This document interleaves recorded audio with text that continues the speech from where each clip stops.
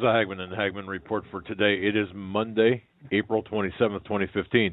Coming to you live from the studios of the Hagmann and Hagmann report. I'm Doug Hagmann at the helm with fellow investigator researcher and most importantly my son Joe Hagmann. Together we are the Hagmann and Hagmann report, America's premier father and son investigative and radio team. Our job is to bring you the news that shapes the headlines, the news that is shaped, twisted, convoluted, and hidden amid a funhouse of smoke and mirrors and the carnival that we call the corporate media. We do the headline and news triage so you don't have to. Bring guests on that have a lot to offer, and tonight is no different. First of all, we'd like to thank, by the way, all of the new listeners for checking in from all over the world. Thank you for your emails. And for new listeners, we broadcast live Monday through Friday, 8 to 11 p.m. Eastern Time. Our home base, well, it's on the internet at hagmannandhagmann.com. You've got to spell it all out. 2 N's on Hagmann, the word and. That's hagmannandhagmann.com. And we're simulcast by the Christians United Broadcasting Network. I want to say thank you so much. There you can listen to us at the hagmannandhagmannreport.com. And from our home base at hagmannandhagmann.com, you can access you can access us live as well as accessing all of our past shows. Tonight we've got a very important program for you tonight. Mr. Steve Quayle from stevequayle.com, the author of Genesis 6 Giants, a new, updated, and expanded version. Just fantastic. I mean, absolutely incredible. In fact, I'm holding on to it right now, looking at it. And along with Mr. Steve Quayle is Mr. Timothy Alberino from the Alberino Analysis, both linked off of hagmannandhagmann.com. Joe, welcome to the studio this evening. Glad to be here. Glad to have both gentlemen with us, Steve Quayle and Timothy Alberino. Tonight we're going to be talking about the South American expeditions of Timothy Alberino and what he has uncovered, him and the Gen 6 crew team. Reading the article on hagmannandhagmann.com, it's very interesting. It talks about a UFO phenomenon, looking for fallen angel and ancient technology. And with that, we have Steve Quayle from stevequayle.com. Are you on with us, Steve? Yes, I am. Can you hear me okay? We can hear you loud and clear, and we have Tim Alberino with us. And Steve, before you start, just let me just say this. Ladies and gentlemen, you're going to hear some information tonight. If you have any questions about what you hear, just simply do this. Go to hagmannandhagmann.com, click on the Contact Us page. It'll open up an email dialog box, okay? And just put at the top, question, okay? We will be accepting your questions via email for Mr. Alberino tonight and Mr. Quayle tonight with respect to the topic. So, and how you do that, very simply, go to hagmannhagmann.com, open up the contact, or click on the Contact Us box. That'll open up a dialog box there. It goes directly to our studio. So, having said that, Steve, we're going to turn it over to you. Well, thank you, Doug, and good evening, everyone. Probably one of the most important things that we can tell you tonight, and we'll be laying it out, that ancient history and biblical truth has been covered up to such an extent by people you'd think would want to have the truth come out. But for very nefarious reasons, which Tim will go into detail on later, the only contrived history that we're getting is the idea, which is increasing daily, that God did not create us, that there is no God, that Jesus is not really who the Bible declares him to be, and that basically we're all generated and created by aliens dumping their waste or their DNA into the planet and watching us evolve. Fascinatingly enough, having been on the trail of biblical giants, this stuff is relevant. Again, I've said, Doug, you've heard me say it numerous times on your show, he who controls the past determines the future. So in other words, if you have the truth hidden, when you reveal the truth, you can basically publicly sway the non-thinking masses to believe anything you want to put, quote, contrived evidence for. I believe that God has raised us up and Gen 6 Productions for this time to challenge that. And you're going to hear an interesting phenomenon. By the way, if it hadn't been for a husband and wife team, Cam and Jan, God bless you guys, having the Lord speak to them literally about helping us in a big way, and I'm only saying this, we couldn't have done this. So it's interesting. While we're planning this and just believing God to provide, the funding for this expedition, because we had one of the finest filmmakers, an action filmmaker, happens to be in Montana, guy who knows what it's like to go into the roughest parts of the world with Tim, and another gentleman that's been Tim's friend in Peru for a number of years, really a neat brother in the Lord. These guys set off on an expedition that was absolutely striking. You'll hear the details. But again, I just want to thank another brother sent us, a very lovely donations, and some people have sent us, and look, here's the deal. $50, 100 donations, thank you. I'm not begging for money. I'm just saying, by the grace of God, God will raise up the people to stand with us, because as you know, Doug, I've turned down numerous requests over the years, continually, almost monthly, to go on all the different giant shows, In Search of the Ancient Aliens. I mean, you can't name a History Channel or any of those type things that haven't contacted me, or British film crews wanting to do their spin on it. But it all boils down to the alien deception. So tonight we're going to take phone calls, but we want to thank those of you who I think will get excited to stand with us in this production, because right now Tim and Vinny, the cinematographer, got back, and they went to work editing this thing one day back. Tim was gone for 21 days. He's a father. He's got 4 children. So, I mean, he's dedicating his life to this. So with no further ado, I'll have Tim lay out why Peru is so critical to understanding the whole giant revelation in the book of Genesis and all through the Old Testament, and why it's going to play so heavily into the importance of people understanding this. See, this isn't a history lesson per se. This is a story of God's infinite love for his creation and having protected us from these beings and entities. But as men work harder and harder to unleash the very gates of hell, or actually loose the gates of hell, and unleash these things that God had basically bound for our protection, we're in for a whole different world. And I just want to say one thing about the Kathmandu earthquake in Nepal. It's interesting that we've talked about CERN on your program, Doug, and one of the first things that got toppled in the main city over there, I believe it was in Kathmandu, was the temple of Shiva. Shiva's the destroyer, the cosmic dance of death. And isn't it ironic that CERN kicks on, and the very first thing to be destroyed is Shiva? Now, in the world of the occult, they'll take that as meaning the cosmic dance of death has begun. What that simply means is they are out to destroy the old world to bring about the Luciferian new world. But in order to understand the future, you must get a grasp on the past. So, Tim, go ahead and take it, and, when you need a breath or whatever, give it back to me, but please take your liberty, take your time, lay it out, and let's just start by telling the people how literally, Peru is, if you will, the key to unlocking the whole mystery of the giants and what you guys found on your expedition. Well, good evening, gentlemen. This was our second expedition for Gen 6 Productions. The first one we went to Sardinia, and that one just happened really quickly. That was off the cuff. We've been planning this one to Peru for a long time. We knew that we had to go to Peru. I lived there, so I'm very familiar with the country, speak the language, which is Spanish.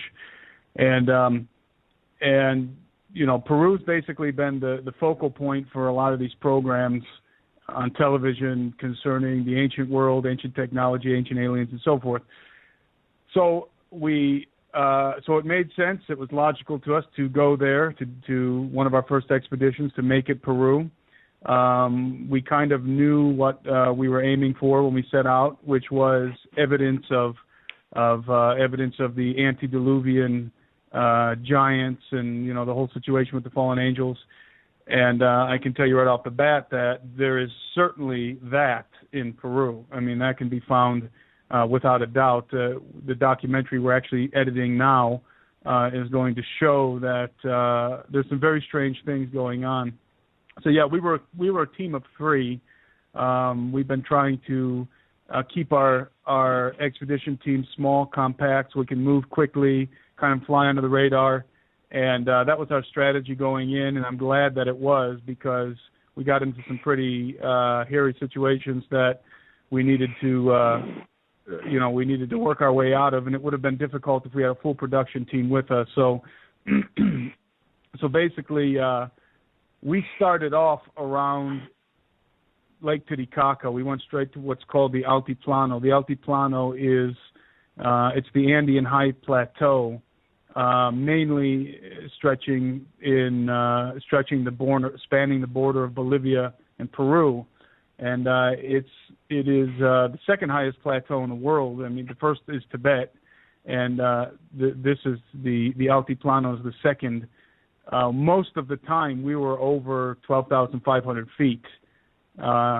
Just even where we were staying, the cities we were in, that's without even hiking up any mountains. It's just that the Altiplano is almost 13,000 feet above sea level. So it's a very, very interesting place. As soon as you get there, you notice some very bizarre things going on. For one thing, you're above the tree line, and there's very little animals. There's very little life at all. There's not even really hardly any insects, no mosquitoes, hardly any flies at all. You get it's a very desolate sort of feeling up there. But when you start getting out and around Puno, especially when you head down south towards the Bolivian border, you start to notice some very strange things if you know what to look for. Obviously, our Gen 6 team having the narrative of Gen 6 in our minds, as we always do wherever we go. In other words, fallen angels, the pre-flood world, giants, all that kind of stuff. We're always looking for very particular artifacts, very particular signs that tell us that we're in an area that might have been occupied. And one of those things is a lot of interesting symmetry out in the landscape, and that's something that we definitely discovered in Sardinia, and it's certainly apparent in the Altiplano of Peru and Bolivia. There's a lot of terracing on the mountains around the area. There's actually a whole lot of terracing. In other words, somebody cut into the side of the mountains the different levels for growing, the stepped levels for growing crops. And these terraces, you'll hear like on the Discovery Channel, on the History Channel, they'll tell you that they were built by the Inca. But when you actually get out there, this is something that we discovered. By the way, Steve, I'm just going to ramble on. If you want me to point me in a particular direction, if you want me to hit particular points. Well, yeah, I think, Tim, let's basically talk. Let's just go straight. And you know me, I always like the bottom line. We'll work backward and take questions. But one of the most interesting things was share about while you were at Amaramuru and what that is, and just that whole situation. Because I explained to Doug, what's a chance that we have a film crew at a known Stargate, and then let's take it from there, because in order, Doug, for people to get a grasp on this instead of just, jumping around, believe it or not, I'm going to try and be linear tonight.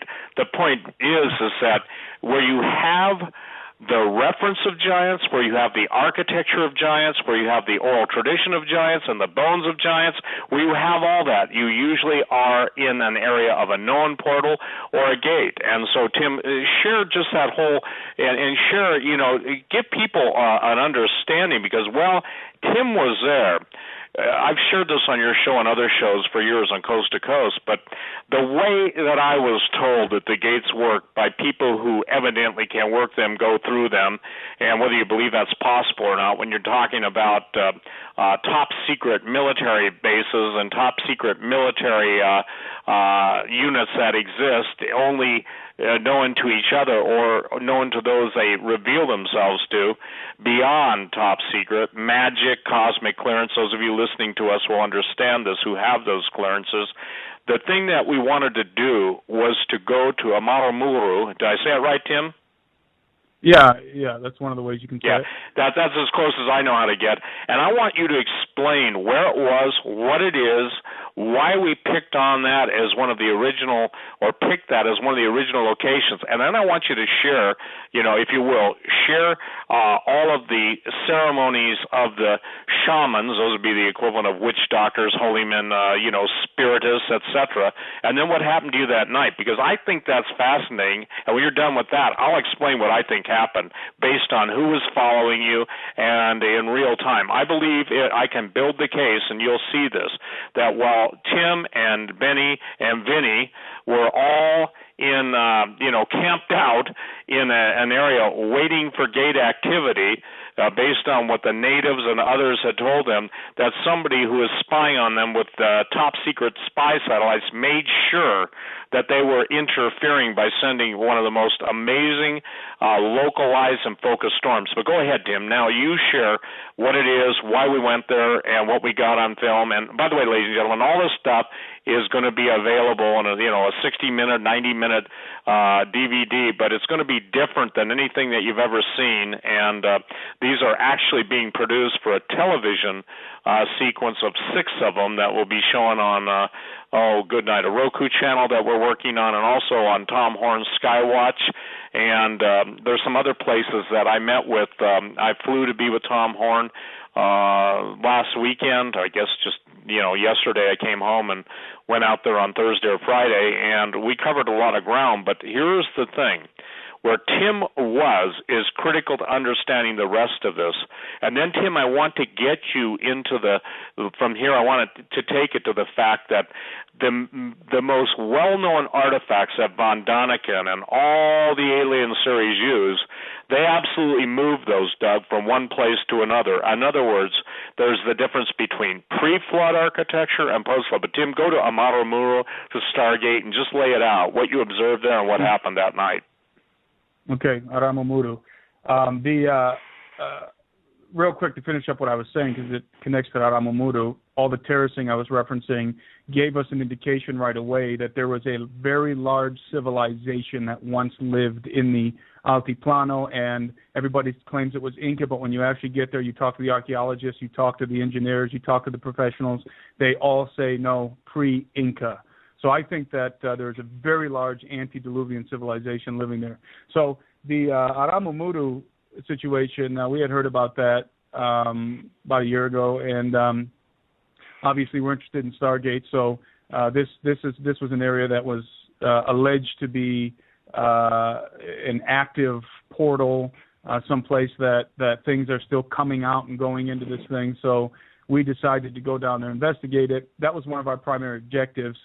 And basically, the gate, this particular place, which is now called Aramamuru, is located right outside of the little town of Huli on the bank of Lake Titicaca. And you could Google Earth Huli in the Puno province of Peru, and you'll actually see a marker on the Google map that says Aramamuru.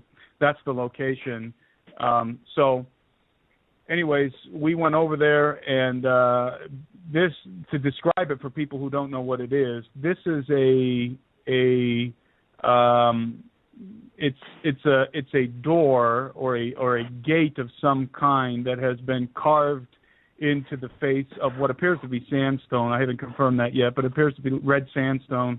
So somebody carved this gate or this door into the rock, and basically there's not much known about it except for the fact that it's very old and nobody knows who did it or why for sure. But the ancient legend is, and we were able to confirm this with the natives, that it was some kind of a portal. It was thought to have been a portal. In fact, the Incas certainly associated it with some kind of a portal, and they didn't build it, by the way, but because they, during the time of the Incas, the Spaniards, the Spanish priests, dissuaded the people from doing their ceremonies and from reverencing the gate of Aramamuru. It wasn't called Aramamuru back then, but the Spaniard priests actually changed the name to the Gate of the Devil. And so basically in the time of the Incas, it was known as the Devil's Gate or the Gate of the Devil. And precisely because there was a lot of demonic activity associated with it. It was said that it was a portal to a demonic realm, maybe even to hell, and that demonic things went in and came out of it. So it was known as the Gate of the Devil. And basically that name, we found this out, by the way, when we went there. We were actually finding all of this out, doing the research when we were there.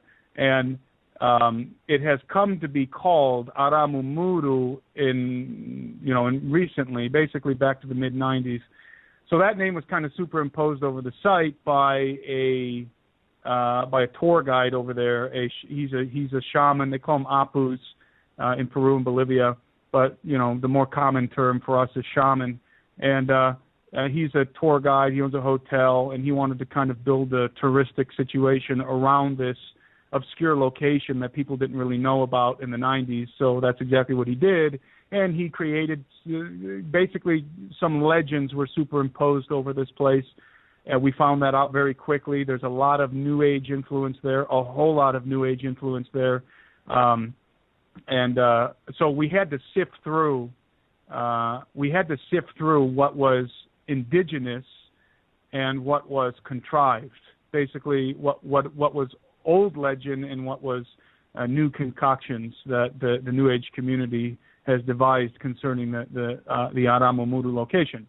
The name Aramumuru basically it comes from a book that was written in the 80s or 90s by a well-known New Age guy. His name escapes me right now, but his claim was that the gate, the alleged Stargate, was a portal to Muria. So, of course, Muria was closely associated to Atlantis. So basically, Muria, Atlantis, that was a portal, a gateway to Muria and Atlantis. Now, it could be that this individual was, in fact, correct. There is reason to believe that he might have been correct in that assumption. I believe he channeled the information from some kind of spirits or something like that. But anyway, the point is that the natives themselves, interestingly enough, they maintain that basically all of these New Age people have come and brought their own legends, but they maintain their own legends that come down from their grandparents and their grandparents' grandparents and generations back. So that was what I was most interested in. I wanted to know what the native community thought about that place.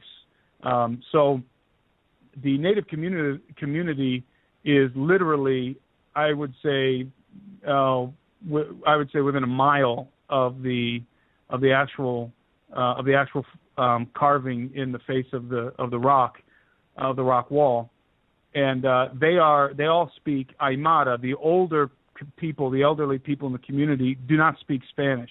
They only speak Aymara. Aymara is the indigenous language, and in fact, they're called the Aymara. The people are called the Aymara natives, and that's also the name of their language. So we had with us an individual who spoke Aymara, so we were able to speak to some of the people. We got that on film. And right away, one of the first ladies that we spoke to was in her late 70s or early 80s. I can't remember, but she was pretty old. And she only spoke Aymara. And immediately she confirmed one of the legends that I had heard doing research here in the United States. She confirmed that when she was a little girl, her grandparents told her a story, and this is a well-known story. This is a very ancient story that goes all the way back to the Incas, of a group of musicians that were passing by the Aramumuru gate, playing their instruments. They were dancing and playing their instruments for some reason, passing by the gate. And I've heard different variations of this story, but in a nutshell, the gate opened. It was triggered by their instruments. So in other words, some kind of a frequency, some kind of a harmonic resonance triggered the gate.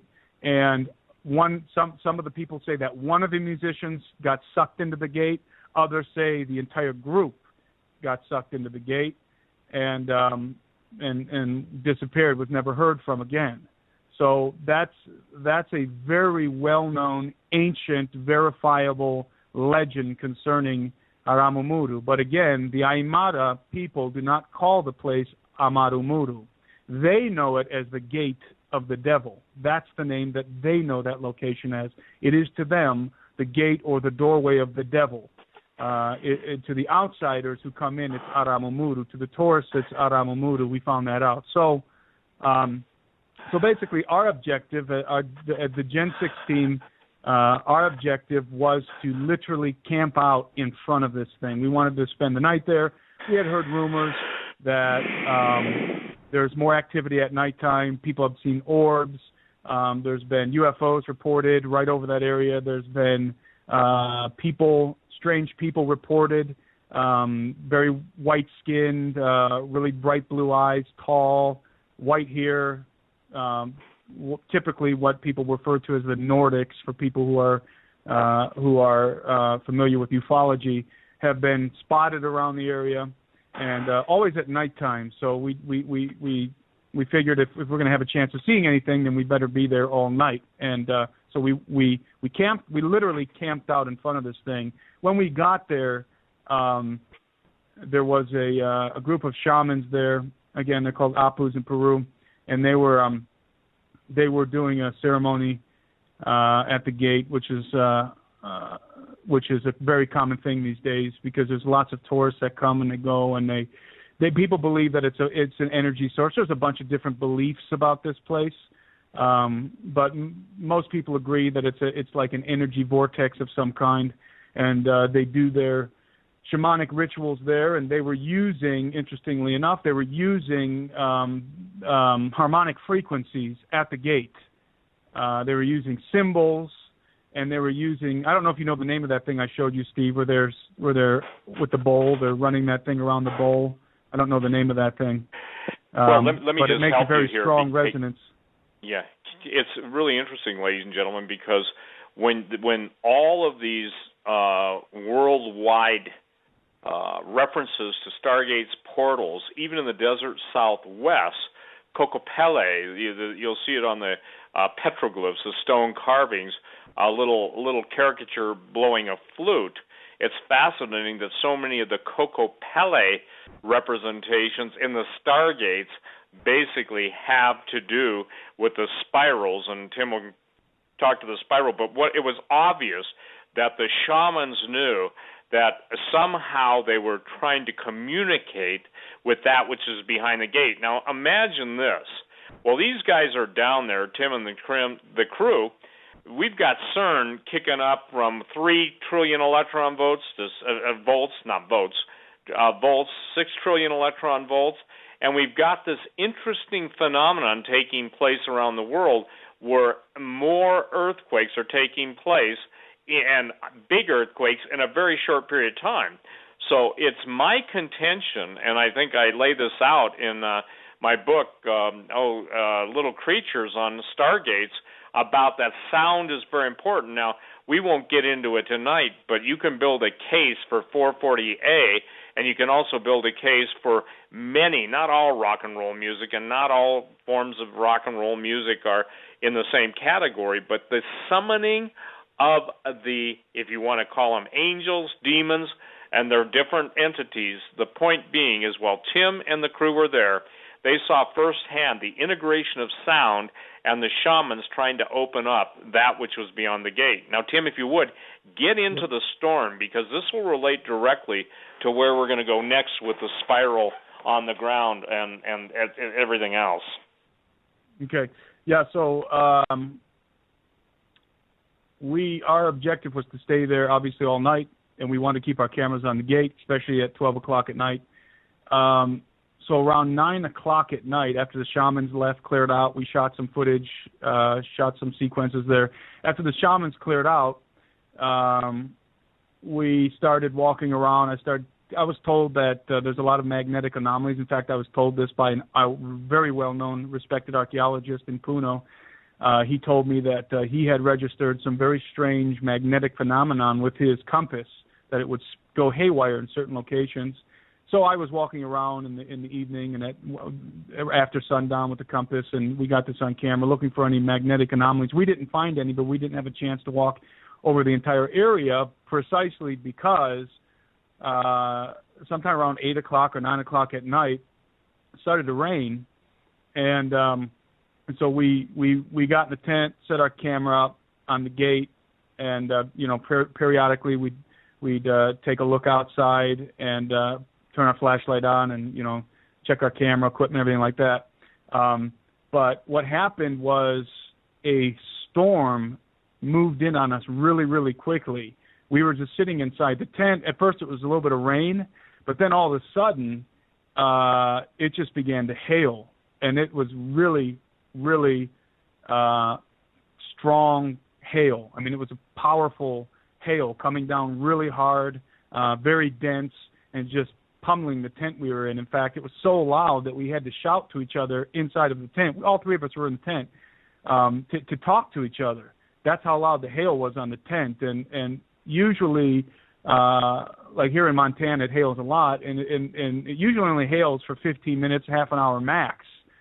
But this hail lasted, I would say, I mean, it hailed off and on all night long, but this really strong, constant hail fell, I would say, for over an hour. I mean, it's hard, I wasn't really counting the time, but definitely over half an hour, because we were definitely expecting it to stop, kind of keeping track of the time for about a half an hour. And when it didn't stop, we started to get pretty concerned because it was actually intensifying.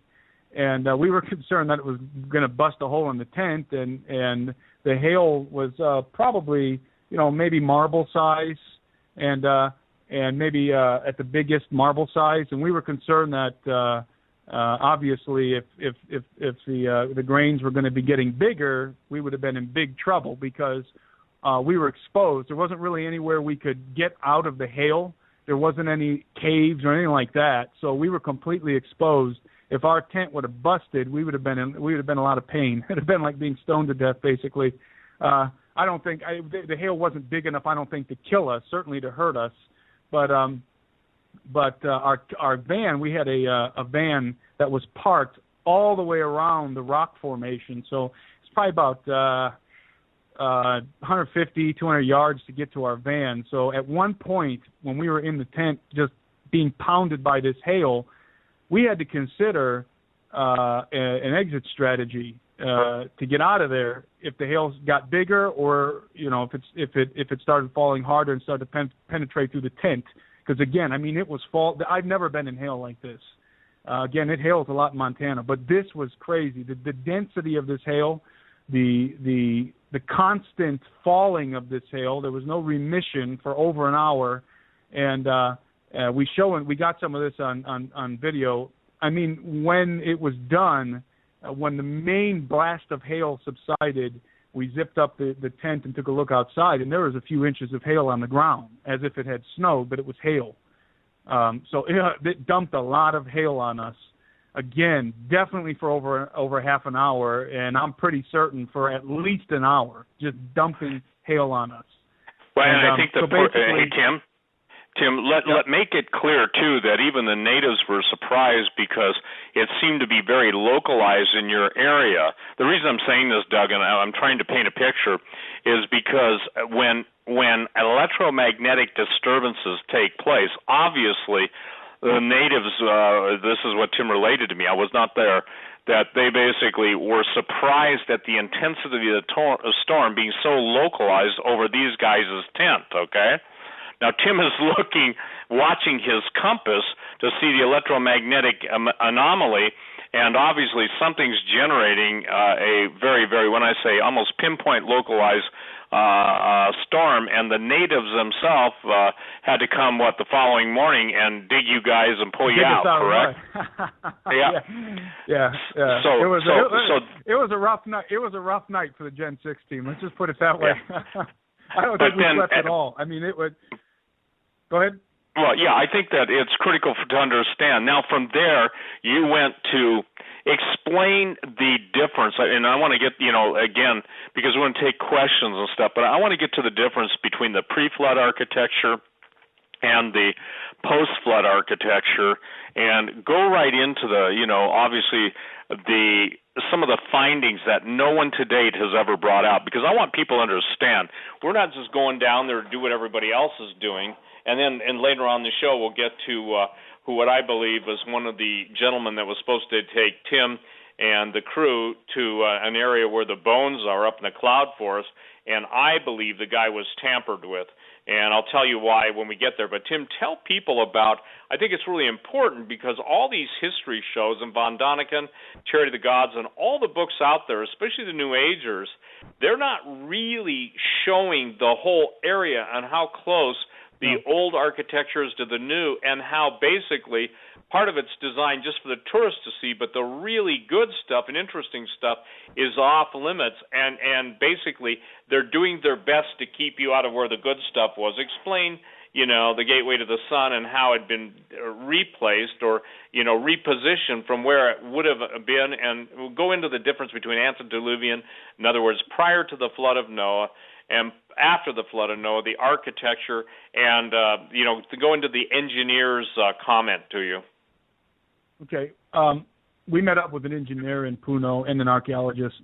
Very well-known both of them work in both of them are professors in the university, the National University in Puno. And basically, the next day we went to Puno with the engineer. He went with us. He went with us to Tiwanaku.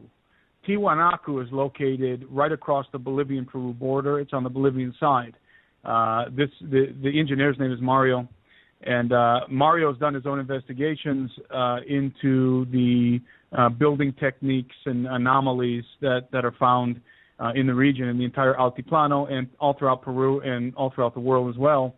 And being an engineer, he's very interested in it, very interested in trying to decipher how in the world ancient cultures were able to construct things that our modern engineers have a hard time even figuring out today. And in some cases, we cannot replicate, we cannot duplicate what some of these ancient people did. And so we took him with us. He had a theory that correlated with our own theory, which is that we believe that that whoever was building these ancient constructions, obviously antediluvian races that were under the teaching or using the knowledge and technology that was brought from the fallen angels, most likely giants building most of this stuff, that they were able to somehow change the molecular or the atomic structure of the stones, make them soft, levitate them, do all kinds of things with them in order to work with gigantic, 200-ton stones and place them with precision that is mind-blowing. So there's a lot of this in Peru. And so this engineer Mario went with us, and his theory was exactly that. Having done his own studies, he came to the conclusion that the ancients knew how to change the molecular structure of the rocks. That's exactly what he told me. I said nothing to him, by the way. This was his theory when I asked him how he thought some of this stuff was built when I first talked to him, when I first met him. That was his own theory, and again, that correlated exactly with our theory on how the ancients were able to do this. And it was confirmed, by the way, three times in total by three different sources for us, that this is in fact what was going on. So basically, and I think in the video that in the documentary that's coming out, I think I make a really strong case for it, and I think I show some evidence that's going to be very compelling to people to at least consider that theory. So he went with us. We went to Tiwanaku. Tiwanaku, we crossed the Peruvian-Bolivian border. That in itself was a little adventure. I do not recommend that people who want to go see Tiwanaku cross the Peruvian-Bolivian border by Lake Titicaca. It's basically a den of rats over there when you cross that border. We had the government following us as soon as we crossed the border into Bolivia, because we were bringing some cameras and some tripods and things of that nature. We didn't even have that much gear. We were trying to fly under the radar, and we had one large duffel bag with gear in it, and it was not easy getting it into the country. One of the first things that you'll find out in Bolivia is they do not want you. They don't even like you taking photos, but they definitely don't want you taking video of anything. They don't want you taking footage of anything. They're very hardcore about it. And so we had eyes on us from the moment we walked across the border in Bolivia. And for people who are not familiar with Bolivia, this was my first visit to Bolivia. I figured that Bolivia and Peru would be very similar. I was wrong. It was like two different worlds. Crossing from Peru, which is very friendly to tourists, a major part of the economy is tourism. They love outsiders coming in, especially Americans. You're treated very well.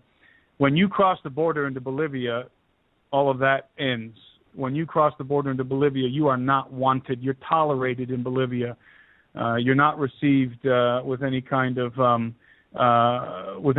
approval or joy, for sure. I mean, you're tolerated. Your presence is merely tolerated, and it's a very bizarre, surreal situation. It's the best that I can describe it, although I've never been there, is North Korea.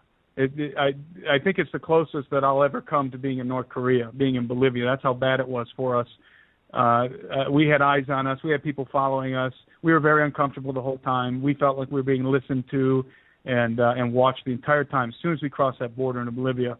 So Tiwanaku, the famous area, for those who are familiar with the Ancient Aliens series on, I think it's the History Channel, they do a lot of stuff in Tiwanaku. They make a big deal about Tiwanaku. A lot of guys have gone there and used Tiwanaku, the whole Tiwanaku area, as supporting evidence for their ancient astronauts theory. So we wanted to go there ourselves with a biblical perspective and take a look at it and film and do our own analysis of what we found. And what we found was just as astounding, if not more astounding, than what you see on television. We realized right off the bat that the whole Tiwanaku area is locked down and controlled. It's like a police state when you walk into that place. I mean, all of Bolivia is like a police state, but when you go to Tiwanaku, you are in very unfriendly territory. Just recently, about 5 months ago, they decided to clamp down even tighter in Tiwanaku. They introduced ropes, and they introduced more laws, more regulations for tourists. You're not allowed to even touch the rocks anymore. For example, in Pumapunku, which is a part of Tiwanaku. Now, let me explain this. Tiwanaku, there's a bunch of different ways to say this stuff. You'll hear it pronounced differently, said differently, and written differently on all the different shows that feature it. Even in Bolivia, people say it differently. So it's really confusing. The whole area is called Tiwanaku. When you pull up to it, it's called Tiwanaku. Now, the town there's a town right there, right in the area where all these ruins are. The town is called Tiwanaku. So the town's called Tiwanaku. All the ruins are referred to as Tiwanaku. So it's very confusing. And then within the ruins, there's different areas. There's Pumapunku, which is the most famous area and the most impressive. And then there is the other side, which is often just referred to as Tiwanaku. So it's very confusing, and I didn't know any of this going in because this was never made clear on any of the programs I've seen. And I'd seen all the Ancient Alien stuff and a lot of these guys, the little productions that they've done on their own. Some of these guys that are featured in Ancient Aliens. And it's a very different situation than what you're led to believe on television, at least the impression that you're given. One thing that they definitely never have shown is how oppressive it is. I mean, it is extremely oppressive. The whole Tiwanaku area is oppressive. You just have an oppressive feeling there. Again, you're being watched. You feel like you're hated. They hate you. By the way, Americans have to pay $100 extra just to get into Bolivia because they especially don't like Americans. So they really let you know that when you're there. For example, they told us that. Tim, yep. Let me interrupt here too, ladies and gentlemen. Even today in Bolivia just signed a deal with Russia for 20 state-of-the-art fighters. The president of Bolivia has no love lost for the Americans, but I need to give a little background to him. What's happened in Bolivia, in the specific area Tim's talking about, is there's a whole new dig that's been found of underground pyramid structures. Now, for Doug, as long as I've been on talk radio, you've heard me enough to know, I've told everybody, it's not what you see above ground. It's what you see underground, or for more importantly, what they won't let you see underground. It's true all over the world. Now, why I brought up the Russia card is this. I was told, I've said this so many times, I don't mean to sound like a broken record, but this will explain. Tim, your actual words were, it's like a bunch of Gestapo there. Those were your words. And yep. I think what people need to understand is that they have, from the even 2 years ago, the security and the direction that tourists are even allowed to go has changed dramatically. I call it the inverse liar's lie, okay? That's a new term for you tonight, Doug. The inverse liar's lie. The more of the truth they uncover, the more they have to lie. And in order to protect that, they'll now go to any extreme to make sure you don't see anything you're not supposed to see. You don't film anything you're not supposed to film. And, Tim, I want you to deal with how they actually moved the Temple of the Sun from the older. I think people are. I don't want them to miss this. This is critical. In other words, they have moved it or staged it, placed it on a platform that's a whole different post-flood set of archaeological findings. And the old, because of the relationship to the old, the forbidden zone, if you call it that, in Bolivia, they don't want two and two put together. Now, spell out for people the difference between antediluvian and post-diluvian from how you saw it and how you'll be describing it in the video. Because this video, ladies and gentlemen, we're trusting that anybody who gets a video is going to understand the biblical response, the twisting of secular history, the New World Order's spin on the ancient aliens, and we'll explain later on the show how the Catholic Church, and look, this isn't an anti-Catholic statement, but how everywhere we went, the Catholic Church has been absolutely covering up, taking up, stealing, and doing whatever they have to do to make sure the artifacts of what we're talking to you about tonight do not see the light of day until it's time. So, Tim, explain that, because I thought that was one of the most fascinating things that I've ever heard, because when you see the History Channel, the Discovery Channel, even watch any specials on it, you'd swear, or forgive me, you wouldn't swear, but you would declare that, you know, it's not even accurate, is it, in its juxtaposition of how close it is, i.e. the old architecture versus the new. In other words, the giant fallen angel buildings versus who came afterwards. That's right. That's exactly right. That was something that really astounded me when I got there. I thought Pumapunku was further away, and it was a completely separate archaeological site, and then what's referred to as Tiahuanaco, like on the Ancient Aliens program, they refer to it as Tiahuanaco, that is in a different area entirely. Well, when you get there, you realize that's not true. It's literally to walk from the Pumapunku site to what's glibly referred to as Tiahuanaco. It's like a 10-minute walk. I mean, it's like, walking, 200 yards or so. And it's all right there. So right when we got there, we thought, well, this is interesting. This is all kind of compact right here. We didn't expect this. And we went over to Pumapunku first, because I was more interested in Pumapunku first because it was acknowledged to be, and is acknowledged to be by a lot of archaeologists, an older construction than, again, what is glibly referred to as Tiahuanaco, and that is true, and it's even more true than they can imagine. But the Pumapunku site is the site where, to give people a reference, it's the site where you find the famous H blocks. If you watch the Ancient Aliens, or if you look up on the internet, you type in the H blocks of Pumapunku, you'll get those famous H blocks. That's the Pumapunku site. That is very distinct and separate from the rest of the Tiahuanaco area. Now, we right away we discovered some very interesting things about the Pumapunku site.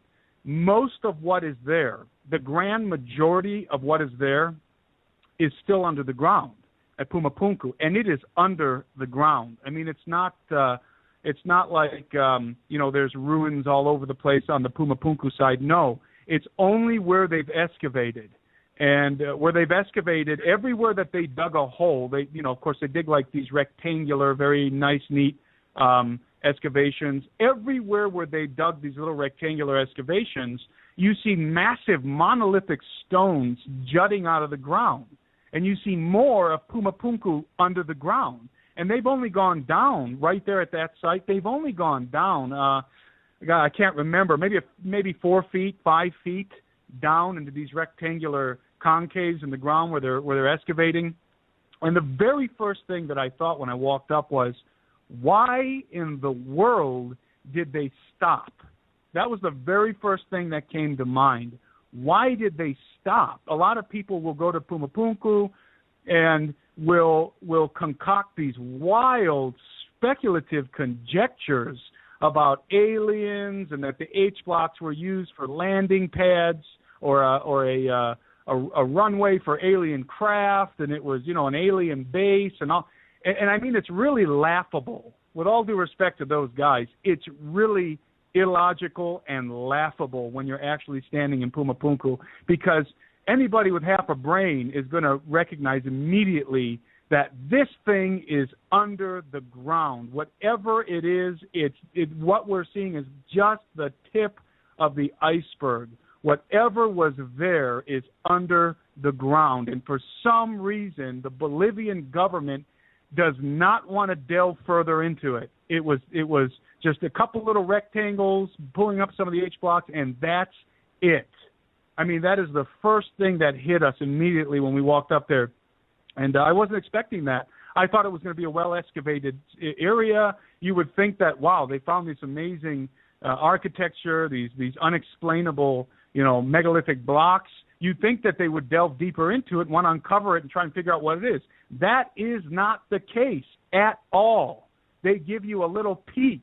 It's like pulling the corner of the curtain back, giving you just a little peek, and that's it. They don't even let you touch the stones anymore. We did, of course. We distracted the guards, and I mean, But anyway, what we discovered in these constructions, and this is visible, obviously, this is visible in a lot of documentaries that have been made, is the absolute precision that you find in Pumapunku. And I'm getting to the difference between Pumapunku and Tiahuanaco, but I want to describe for people the precision at Pumapunku so that when I talk about Tiahuanaco, they understand the difference that we illustrate in the documentary. The Pumapunku, for example, the famous H blocks, you see in a lot of the documentaries out there how sharp the right angles that are incorporated in andesite. This is andesite, one of the hardest rocks on Earth. And they somehow were able to craft these stones, to cut these stones with such precision. I mean, we are talking about exact, perfect right angles that are still, some of them are still in pristine condition to this day. And the engineer Mario from Puno, from the university that was with us, something he was telling us on the way there was that he also has another theory that they were able to vitrify the surface. Whoever built Pumapunku was able to vitrify the surface of the stone. Well, when we got there, this was evident. I mean, this was clearly evident. There's no doubt about it. The surface of the stones, whatever this structure is, it's probably a whole city under the ground right there, that they were able to vitrify the surfaces of the stones. Absolutely incredible. In other words, when you run your hand over some of the stones that are less weathered, you literally feel like you're running your hand over a glass table. It's vitrified. It's not just cut, it's vitrified. That's a whole nother level of technology. So immediately when you walk up to Pumapunku and you start touching the stones, you recognize that, hey, this is high technology. There's no doubt about it. And that's probably why they don't want you touching the stones anymore, because again, anybody with half a brain is going to realize, wait a minute, we're dealing with something here that is in terms of conventional history impossible. It's an impossibility. Right now, Tim. Yeah, let me interrupt you because this is important. Vitrification can only be achieved, even in antiquity, by intense heat, i.e. by super intense heat. And Doug, I don't know if you and Joe and others have seen the picture in some of the Mayan, Inca, and Aztecs. It almost looks like there's a guy with a backpack and a blowtorch on his back. Have you ever seen those? Well, the reason why this is critical, when Tim is at Tiwanaku and Punapunku, the thing is that within, let's see, probably on Thursday of this week, they announced that they have found a level of mercury. Now, this is going to be fascinating, between some of the oldest pyramids in different places in the world, and pyramids in mercury go hand in hand from the standpoint of in the ancient Indian myths, and this is why we're talking about this stuff. You guys out there in listening land, we're equipping you with what I believe will be an amazing revelation to be able to answer the skeptics when they come out with all their nonsense. But what's fascinating, mercury in antiquity, especially 4000 BC, in the Indian Rama Empire, was always associated with flight. That was one of the propellants and the Vimana flying craft. And if everybody thinks this is wacky, the Indian aerospace equivalent of NASA presented thousands of pages of documents to a space symposium, and some people laughed. It was interesting. The ones that knew what they were talking about, and those are all the boys from the three-letter agencies with no clearance, even no known clearance levels that most people would be familiar with, didn't laugh. And so what's fascinating is, just as there are pyramids now, to my knowledge, the presence of mercury, vitrification is what happens when sand is turned to glass in an atomic bomb. So that word vitrify is really important. So like most people, if you were to look at all those stones and you think you run your hands over there, they're going to be coarse, like sandpaper, but that wasn't the case. And now, interestingly enough, Tim, and pun intended on this, as you get back from the Peruvian expedition, editing it to go in, and listen to this, Cam, this will blow your mind.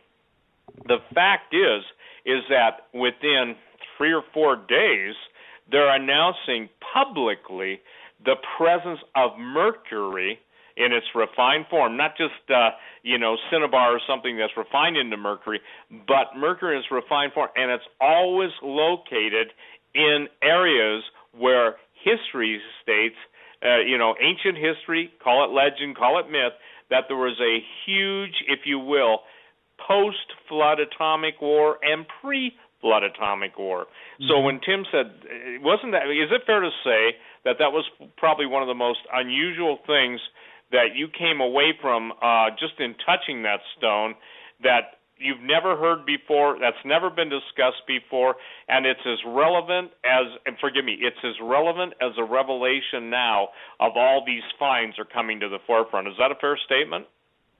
Yeah, I've heard people talk about that they're incredibly smooth, and I don't know if some of the explorers and researchers have specifically mentioned the vitrification, but I don't believe they have.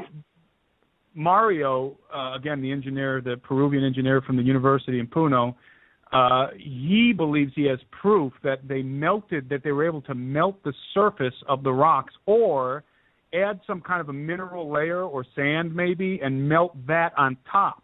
And he shows in the video, he points out what he believes is evidence where the surface has been rubbed off. In other words, it's a layer. And by the way, we found this kind of construction also in Sardinia, except in Sardinia they were using layers of quartz. So this idea of either vitrifying the surface or crystallizing the surface seems to be an antediluvian technology that was ubiquitous. It was universal. People knew there was some reason they did this. Obviously, it's aesthetically pleasing, but I'm sure that it also had some kind of a technical purpose as well. So I know we're coming up on the break here. When we get to the other side of the break here, I'll describe now what's on the other side, what I consider to be the post-flood construction, and what's going on there with what Steve mentioned in terms of the moving around of the artifacts. Just fascinating. Yeah. Well, before you go any further, I just want to mention that in Steve Quayle's book Genesis 6 Giants, Steve, you go into the first nuclear age where you talk about vitrified sand and and as you mentioned before, the ancient Indian flying machines. But what really got me interested here is this vitrified sand superheated very quickly, forming a green glass and such. Tim, this is what you're referring to, right? Just to be clear, that could very well have been. You're talking about superheated. Technologies superheated? Yeah. Could we not be talking about a nuclear weapon of sorts or nuclear energy of sorts? Well, yeah. They like Steve said, they had to have used an extremely intense energy source that would produce extremely intense heat. That's the only way you can vitrify, especially if you're talking about the surface of rock andesite. Okay, yeah, that's. I just want to make sure that I was on the right page. So, obviously, folks, there's a lot here. Absolutely amazing. We're talking with Steve Quayle from stevequayle.com and Tim Alberino, the Alberino analysis. Him and his crew just returned from an expeditionary trip to parts of South America, and they're talking about what they encountered in their expedition, and very fascinating stuff. The 7th, 2015 edition of the Hagmann Hagmann Report. Today is Monday. We are joined by Steve Quayle from stevequayle.com and Tim Alberino of the Alberino Analysis, talking about his recent trip to South America and with particular focus on Peru. And we were talking in the first hour of some of the discoveries he made, some of the encounters that he had, and the oppressiveness, especially, you said, Tim, the government oppressiveness when you and your team entered into Bolivia. That's fascinating and dangerous stuff. I know what you seek to find is what, uncovering and unearthing this information and these truths for the Lord, or what drives you to do this. But you ever find yourself scared or having to just pray to the Lord and say, I'm in over my head, Lord. You got to get me out of here. Yeah, the whole time we were in Bolivia, we were pretty nervous. All three of us were pretty nervous in Bolivia because last thing we wanted was to end up in a Bolivian slammer. It was touch and go, to say the least, at certain parts of the Bolivia part of our expedition. Man, I want to throw something in. Hey, Doug, I want to let everybody know too that Pastor Bruce York's entire congregation and Susan, his wife, were praying for their protection. I remember asking Romy and being on the phone with Romy, praying for their protection, covering them, and asking God to block them. Here's what I think people have got to understand, and boy, Lord, help me to communicate this. I can tell you from personal experience that this is the most secret stuff in the world. How can you say that, Steve? Simple. When I get contacted with guys that have 4 stars and more, and basically, how do I say this? I got to leave it at that, or I'll say too much. I'm not trying to be mysterious, okay? And I get contacted by guys who show up at my store with cosmic clearance. If you don't know what that is, top secret's 28 levels below that. The point that is really critical, or when I talk to a man who is handpicked by Dr. Teller, God bless you, my brother, and I won't even say his name or initials, and he basically has been dealing with core reality. Here's what core reality boils down to in a nutshell. True ancient history, stargates, and aliens, and guess what? You can't separate them all.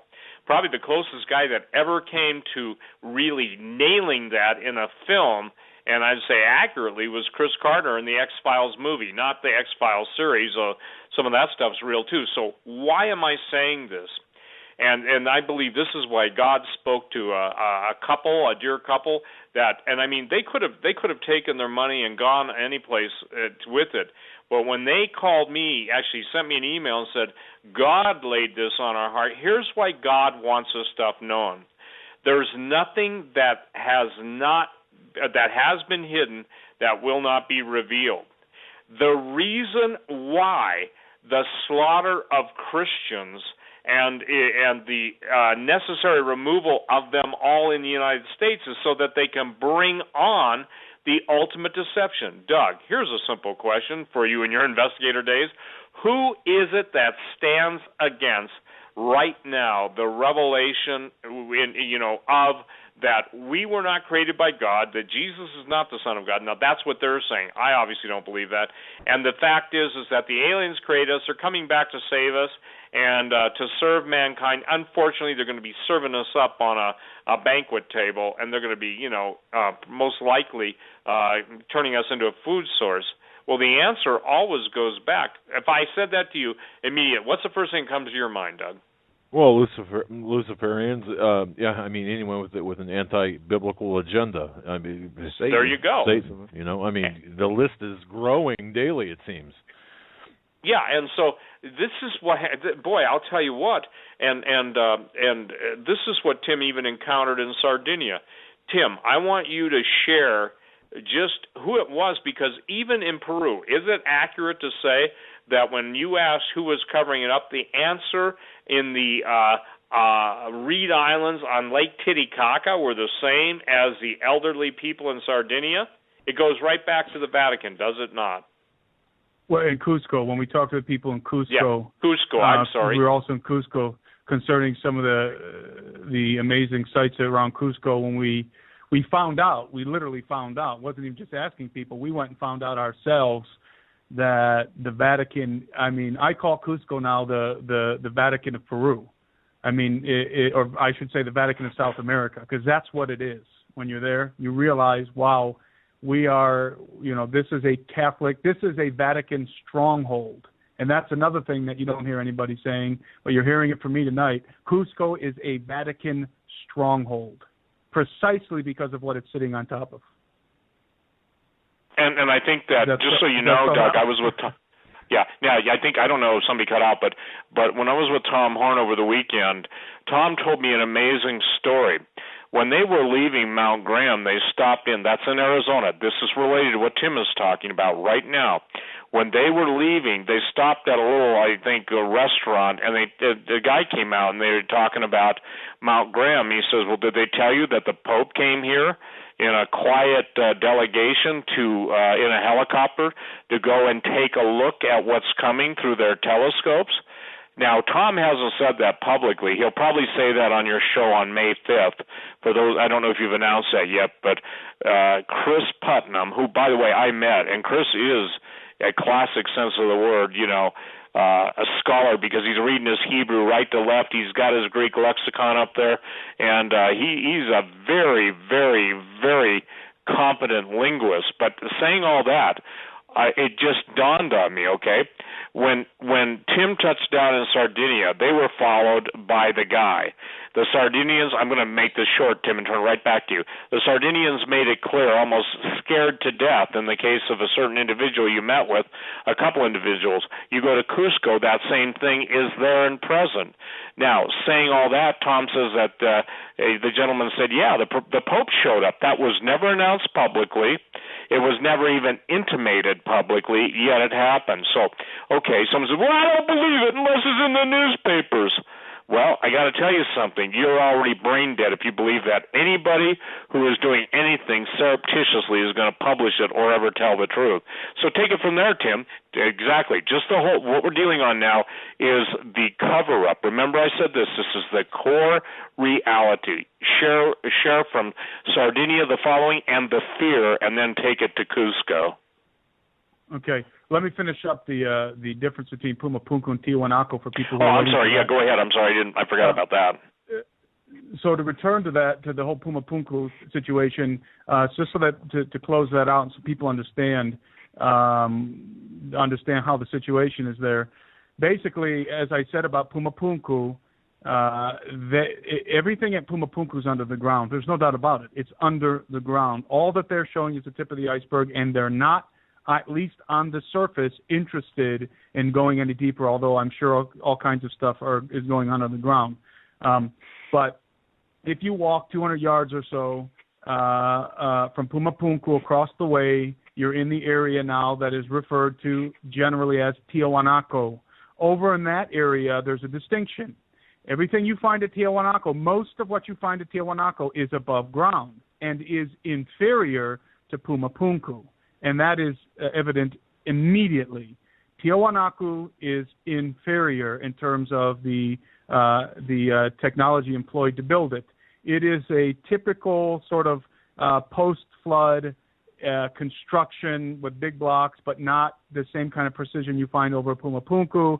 And it looks like whoever built Tiahuanaco was trying to copy or emulate what was done in Pumapunku. So this is something that has been pointed out, even on Ancient Aliens and different programs, that Pumapunku is obviously older and obviously employed more advanced technology than Tiahuanaco. However, what I found out is that the government of Bolivia has only one sanctioned narrative on the whole area. And all the guides have to say the same thing, and they're very, very aggressive about forcing their narrative on everybody. And this is something that you don't know unless you go there.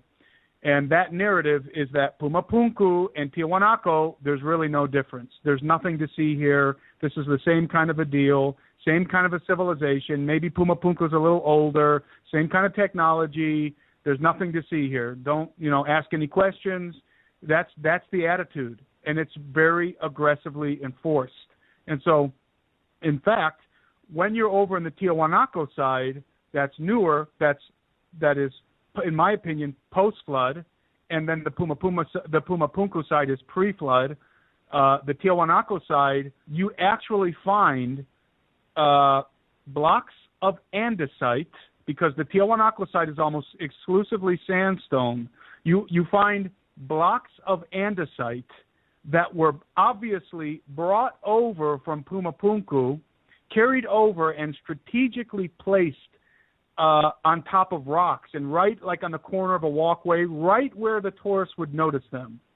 And furthermore, when you go up into the temple of Calasasaya over there, which is, people just refer to it as Tiahuanaco, the temple of Tiahuanaco, that's where the so-called gate of the sun is located, is up in that temple.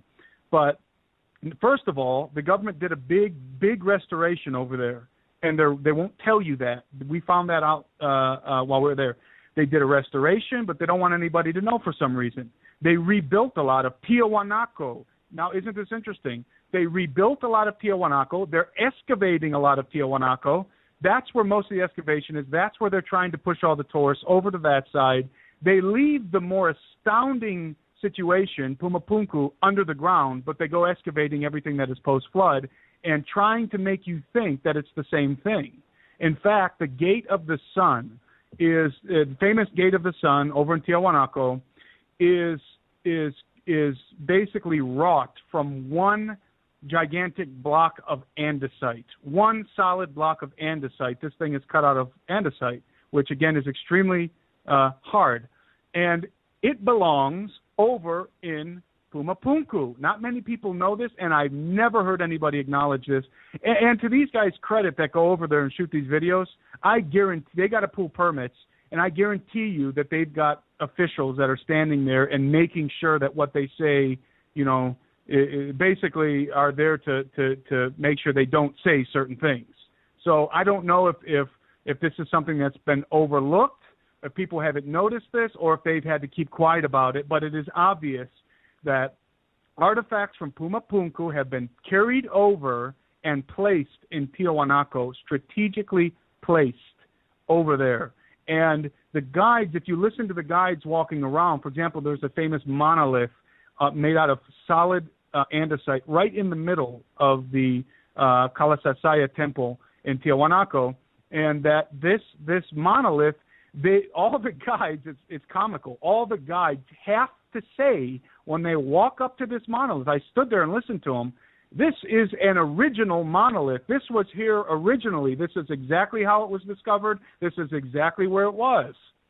They all said that when they came. I'm thinking, how bizarre that they all have to say that when they come up to this monolith that is made of that is made of andesite that obviously belongs in Pumapunku. Why do I say that? Because there are other monoliths in Tiahuanaco that are imitations of the andesite ones, and they're made out of sandstone, which is much softer and much easier to work with. And the technology is far inferior to what's over at Pumapunku. Furthermore, our engineer Mario told us that he knows for a fact that these artifacts, namely the andesite artifacts from Pumapunku, the monoliths, the blocks, and the Gate of the Sun, were brought over, and I think he even mentioned the year, sometime way back in the 60s or something, right when people were just beginning to get interested in the site. They were brought over and strategically placed and positioned in Tiahuanaco. So here's the question. Why the deception? Why? I think we know the answer, but why the deception? Why go to such great lengths to move these massive andesite artifacts that weigh hundreds of tons, place them over where they don't belong, and then make all the guides say that these are original, these were here? Why? Obviously, there's a cover-up. There's a reason. One can only assume that it's because they don't really want you to think about what's under the ground. They want you to concentrate on what's above the ground. And that's that like is tampering the sense with crime that we got. I mean, exactly. Tim, I'll tell you something. You can, and Steve, when we were called out to do blood stain pattern analysis, it would be very easy to see when a crime scene. Well, not easy, but you have to know what you're looking for a crime scene to be tampered with. But there's always a very it's a very serious underlying reason, because when you do that, Tim and Steve, the stakes are extremely high. So please, ladies and gentlemen, listen to what Mr. Alberino is saying. And the misdirection aspect too. You mentioned the ancient astronaut theorists and their TV shows and all the quote unquote evidence they unearth and claim to unearth. Well, why wouldn't this be something that would also be exactly? And it's the misdirection. Exactly. And you know what, Joe? These guys actually say, they make the claim, some of them, not all of them. I've heard the claim made that the Gate of the Sun over in Tiahuanaco, in the temple there, in Kalasasaya over there, is a gateway that when you go through it, it takes you to Pumapunku. And standing there, I thought, that's just ridiculous. I mean, it's just a ridiculous concoction. Listen, here's the deal. These guys reject the biblical narrative that is true and logical, and the story is there. They reject it, so the only way they can put the pieces together is to concoct wild, speculative crap about everything that they're looking at. They reject the truth, so they have to put these pieces together, and it is evident. I'm telling you, the magic of television basically. It works for them. They can get away with it. But when you're actually standing in front of the Gate of the Sun, looking at this thing, what's in your mind, if you have a proper perspective on the ancient world, is this does not belong here, but they want you to think that it does. In fact, we were noticing this, and our team, the three of us, were discussing this, and obviously out loud, we were kind of whispering about it, and some of the other tourists were kind of coming up and listening to what we were saying and kind of were intrigued, and we started to feel like, we better get out of here pretty soon, because that's when we started really getting yelled at over there and correct, and not, they've got over at the ruins now, I think probably because of all the attention that's been put on Pumapunku and Tiahuanaco, they've got, I refer to them as ruin Nazis. They walk around with these bullhorns, and they have these phones in their pockets, and if you get too close to something, or you step on something, or you're asking certain kind of questions, or you're not doing what you're supposed to be doing over there as a tourist, what they expect you to be doing, which is just be brainless and go, oh wow, this is interesting, and just accept their narrative. They're on you like a hawk over there. They bullhorn you. They yell at you. They pull out their phone and take pictures of you. And they were getting extremely agitated. And I'm convinced, and I think so are the other two guys that were on our team, I'm convinced that they have people there that could understand English, so that they could understand what you're saying about the artifacts. to report you if you're starting to say things that they don't like.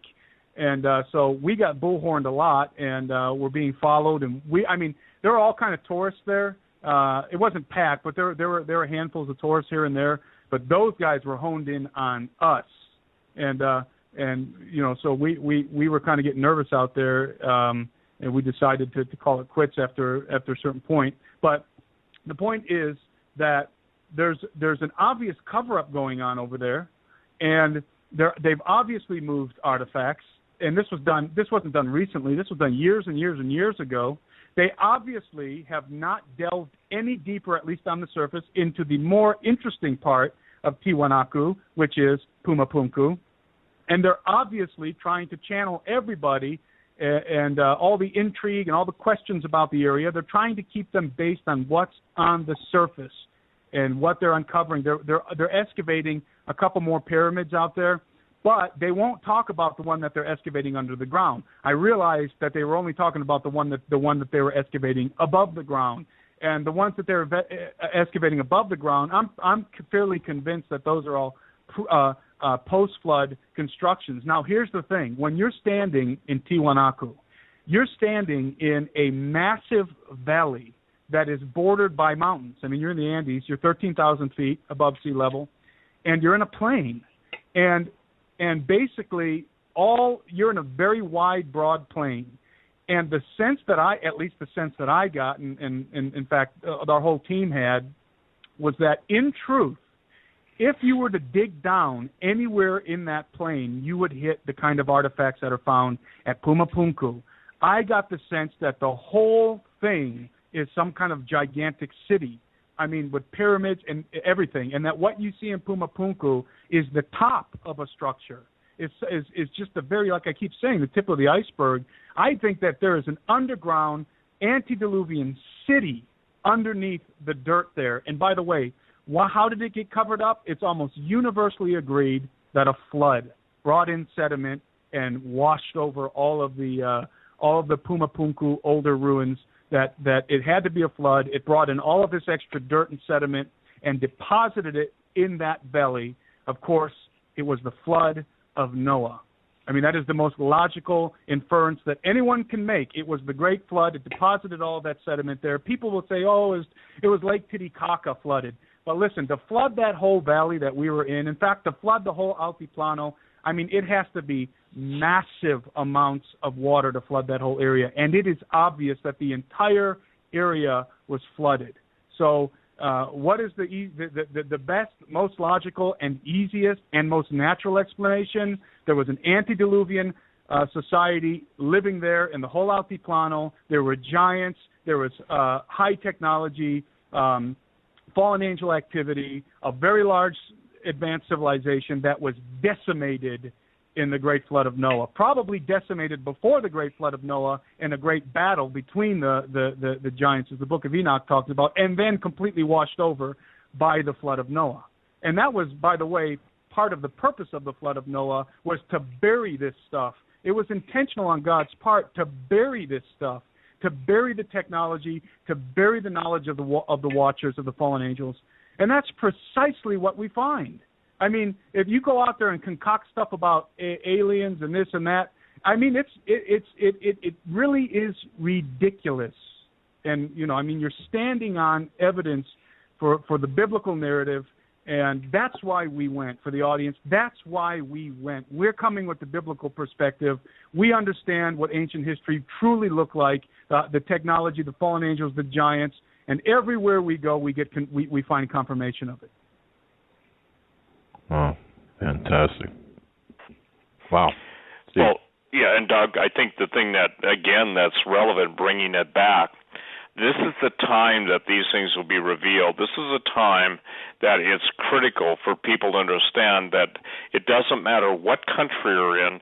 There comes a point, I don't know, they can put all the Nazis in the world on the border, but when God says enough is enough, it's just like all of the volcanoes going off, all of the flying saucers going off. It's like the technology of the ancients is coming into the foreground.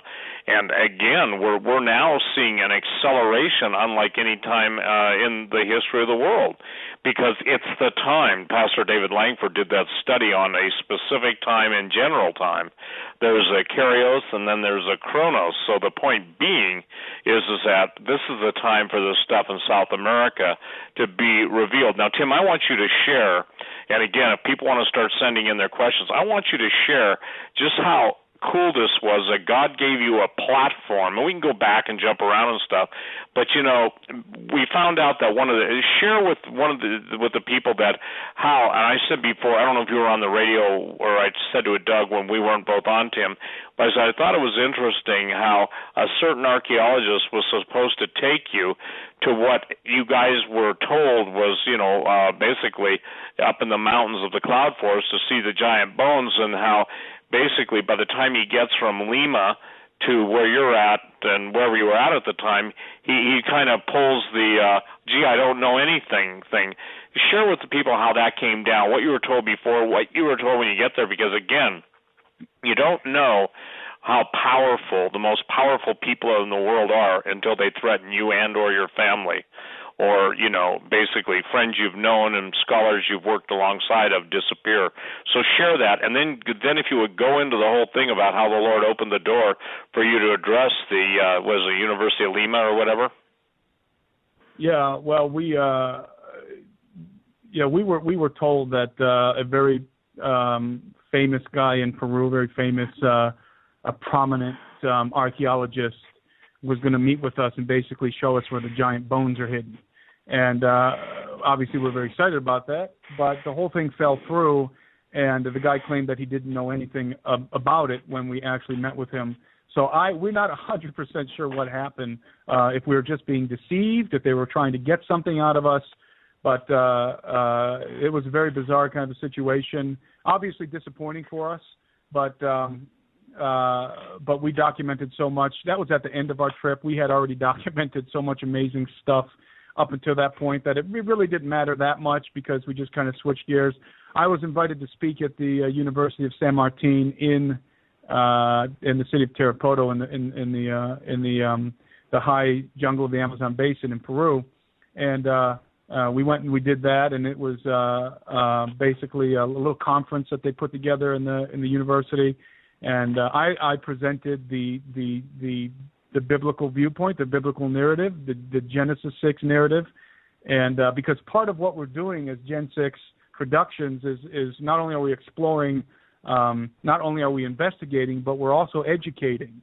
And so they had never heard the biblical narrative the way that I presented it there in the university. I did a little presentation, which is in the documentary, and they had never heard the biblical narrative in terms of giants and fallen angels and technology and the pre-flood world, and this was new to them. Now, interestingly enough, everybody knew about the ancient aliens. Everybody knew about, the Anunnaki, but the biblical narrative was never presented. I mean, think about that. And in Peru, there are thousands and thousands of evangelical churches, and yet nobody has an answer. None of these churches have ever given a biblical answer for all this stuff that's lying all over the place in Peru. So the narrative in Peru is the Anunnaki, the ancient aliens. It's incredible. Even the archaeologists. This is a funny little fact that I found out over there. We would meet with archaeologists, very well respected archaeologists, and I would ask them, what do they would always tell us, well, the conventional historical perspective. That's what they would always tell me when I say, what about Pumapunku? What about Sacsayhuaman? What about Ollantaytambo? How is it possible that the ancients, without the benefit of the wheel, were able to move and were able to quarry and move and craft these gigantic megalithic stones and set them into place? I mean, how do you explain this? And the archaeologists would always tell me, well, ropes and thousands of men and hundreds of years. You want to know how they explain anything on this planet? Ropes? No, here, I'll tell you right now. Logs, ropes, thousands of men and hundreds of years. They will explain anything with that formula. I'm telling you, anything. Logs, ropes, thousands of men and hundreds of years. There. That's how they did it. That's what they tell you everywhere. It's a joke. And you know what? I found out that they know it's a joke, because when I press them further and I say, wait a minute, you know that that's impossible, they concede. All the professionals I talk to, they concede. And then I push them further. So what's the answer? And what do you think they say? The aliens did it. And I'm talking about the professionals. The aliens did it. I mean, they won't say that in their books. They won't say that on television, but in private, when you really get them, corner them, you say, you know, this is illogical. This can't be done. You know better as a professional. You're right. You know, the best explanation we have is aliens. So that's what you find when you press these guys. And one of the guys that I talked to is a famous archaeologist he's set to be in giving a talk in Washington D.C. next month. So the guy's big time. And that was the explanation, again, when you corner them, aliens. So obviously there's a need for what we're doing. I mean, the biblical narrative puts all the pieces together. It does. It makes sense. It's logical. It's scientifically logical. It works. The models work. The flood, the antediluvian world, it answers everything, and that is precisely why they don't want anybody to know about it. That is precisely why the sons of Seth theory is so dangerous, and why a rejection of the narrative of Genesis 6 is so detrimental, because the rejection of the truth, even if people say, and people often say this to me, well, who cares? What does it really matter, you know, if people know about the giants and the fallen angels and the technology and the ancient civilizations? What does it really matter? It doesn't have any bearing on the gospel. It doesn't have any bearing on Christianity. Who cares? Well, now we're seeing why it matters, because people are being deceived. And when the church doesn't give an answer, the aliens did it. That becomes the narrative, because a lot of believers, you know, this is sort of a subject that they don't even know what to deal with, because they cannot conceive of an ancient world that was in possession of high technology under the tutorship and of fallen angels, using this forbidden knowledge and the giants and all this kind of stuff. That is true. That is the fact of history. That's what's being covered up, and it has been carefully. It is being in our day right now. It is carefully being covered up and switched out with the lie of the ancient aliens and the Anunnaki and so forth. So it was a privilege for us to go down and speak to the university. It was the first time they ever heard anything like this, and you know, and I thank God that as Gen 6 Productions, that we have the opportunity to do that, because that's the most fulfilling thing for us. And I know I speak for Steve when I say that, you know, when we carry this message, we're not just carrying the message of Genesis 6, we're carrying the message of the gospel of Jesus Christ, because it confirms and affirms the Bible. The whole story, the whole counsel of Scripture is confirmed when you start in the book of Genesis and you work your way all the way up to Revelations. Everything fits together, everything, and so again, it was a real privilege for us to be able to do that at conference. Yeah. Well, I just that's what this is all about. I got a question earlier today. You know, with all of the things happening in the world today, why this subject? And this subject, and I think Tim just so eloquently explained why, because the deception that we're going to be facing, and we are facing, is going to, I mean, the roots of the deception, and correct me if I'm wrong, Steve, but the roots of deception will be and are in Genesis, the very aspect of the Bible, because Tim is verifying the authenticity, the legitimacy of the literal interpretation of the Bible. So, and it's like, Doug, that question presupposes that a person has no clue between cause and effect. I'm not trying to be unkind or anything in that statement. The problem with Christendom is they have only dealt with the fruit of evil and not the root of evil.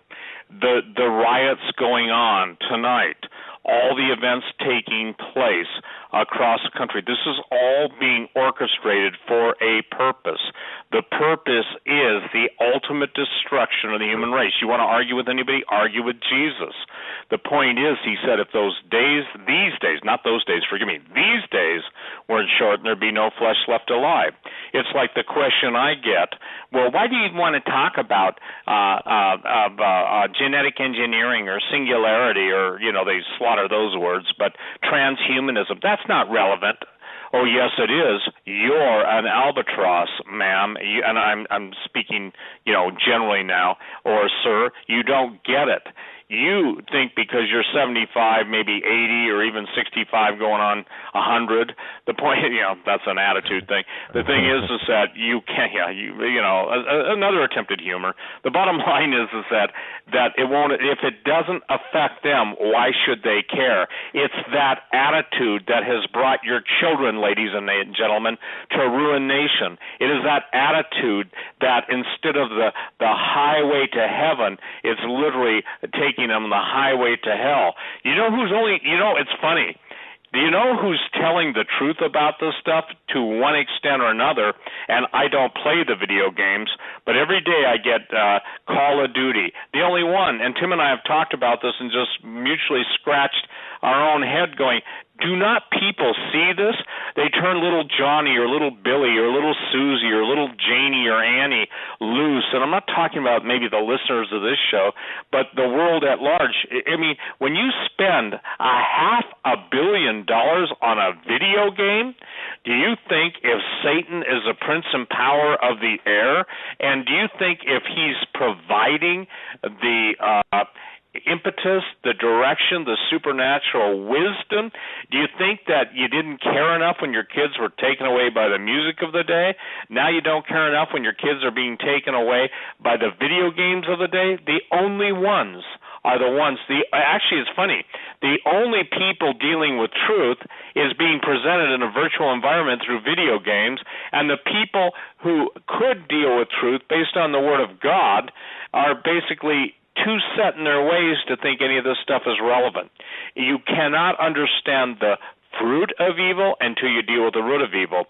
For instance, this whole situation now, does it take anybody's thought process to go beyond that someone killed, as usual, a poor and in this case, a black man that had done nothing, and now there's rioting, and now you've got the Crips and the Bloods, two gangs, which, by the way, have been secretly funded in some dimension or another, either known to them or unknown to them, and the Nation of Islam coming together. Hello, can anybody see that? And then if you've got the Mexican drug cartels joining with ISIL, whatever, hello, can you see that? Here's the thing. These entities that set this ball in motion are soon to be released to carry it to their, what they believe is logical conclusion. That's war with God and war against God's people. I'd say, Doug, that's a pretty important issue. And this is what I want to make this clear. Gen 6 Productions, if you were to say, how are you going to spend, Steve, the last hours, weeks, months, years, whatever God gives me, is going to be to put it into a logical and sequential way. I told Tom Horn, and Tim, I haven't had a chance to tell you this, but I said, we have to find somebody that can set up a curriculum, a biblical-based curriculum that can be, made available to everybody, and so that they can understand systematically the origin of spiritual warfare. Now, I want to put out one more time, probably for the 100th time, for those of you that really want to get it and get it right and quickly, I would urge you to go on DerekPrince.org, DerekPrince.org, and order the Spiritual Conflict series. When anybody asks me, what gave you your start, Steve, in this whole area, it was that. For once, instantly, I think it was a mercy of God in my calling, but the point being, he lays it out so consistently, so linearly. Derek Prince was a Hebrew, Greek, Latin scholar, trained in Oxford, filled with the Holy Ghost, very, very systematic, a wonderful man of God, and there are many people listening to this broadcast tonight who, like me, came out of the Jesus movement, and God used him to train a bunch of long-haired social outcasts and people that, mainstream church would not like to have sitting next to them in a pew, and God did the inevitable, and that's what he's going to do too. I hear all these stories. I was asked it the other day, don't you believe there's going to be a mighty revival? It won't happen between four walls in a building with a church, a steeple, and all the people. It's going to happen on the streets. It's going to happen in your homes. It's going to happen wherever the power of God manifests. And so, Doug, when you get the emails, I get the emails. And by the way, when I get emails, they're from people saying, thank you for explaining all these ancient artifacts. Do you think if 90% of reality TV is basically pushing the alien agenda, if everything Tom Horn and Chris Putnam have written about in Exo Vaticana, in The Road to the Immortals, by the way, that's an amazing book, the point being is that, do you think this is not relevant? And, oh, by the way, Tom Horn and Chris Putnam did say that former Pope was going to resign. Oh, gee, they just must have had a lucky guess. Here's the deal.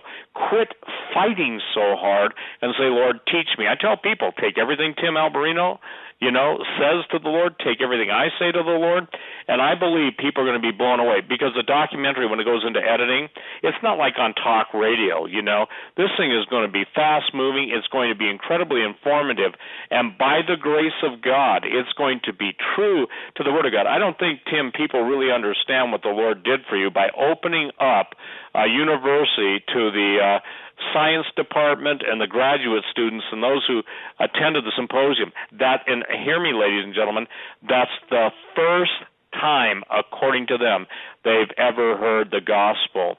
I told our benefactors, I said, Cam and Jan, I said, thank you guys for being obedient to the Holy Ghost, because he said to me, this is one of the guys that donated to this project. It would have never come off had it not happened. And the point being is that he wanted to make a difference in the closing time period of whether we've got days or months, whatever. But it's no longer the end is near, the end is here. So who knows? I've got people in the Outback emailing me today. Thank you for dealing with these questions. By the way, it explains a lot of Australian myths and legends too, what we're talking about. So I would encourage everybody, listen, the time is here now. If you pray about it. Those of you that really want to get involved in something, you can't go because of your age, and you want to stand with us in this, we're going to absolutely try and get 6 different episodes, and we won't tell where we're off to next. Probably the next time you won't hear about it.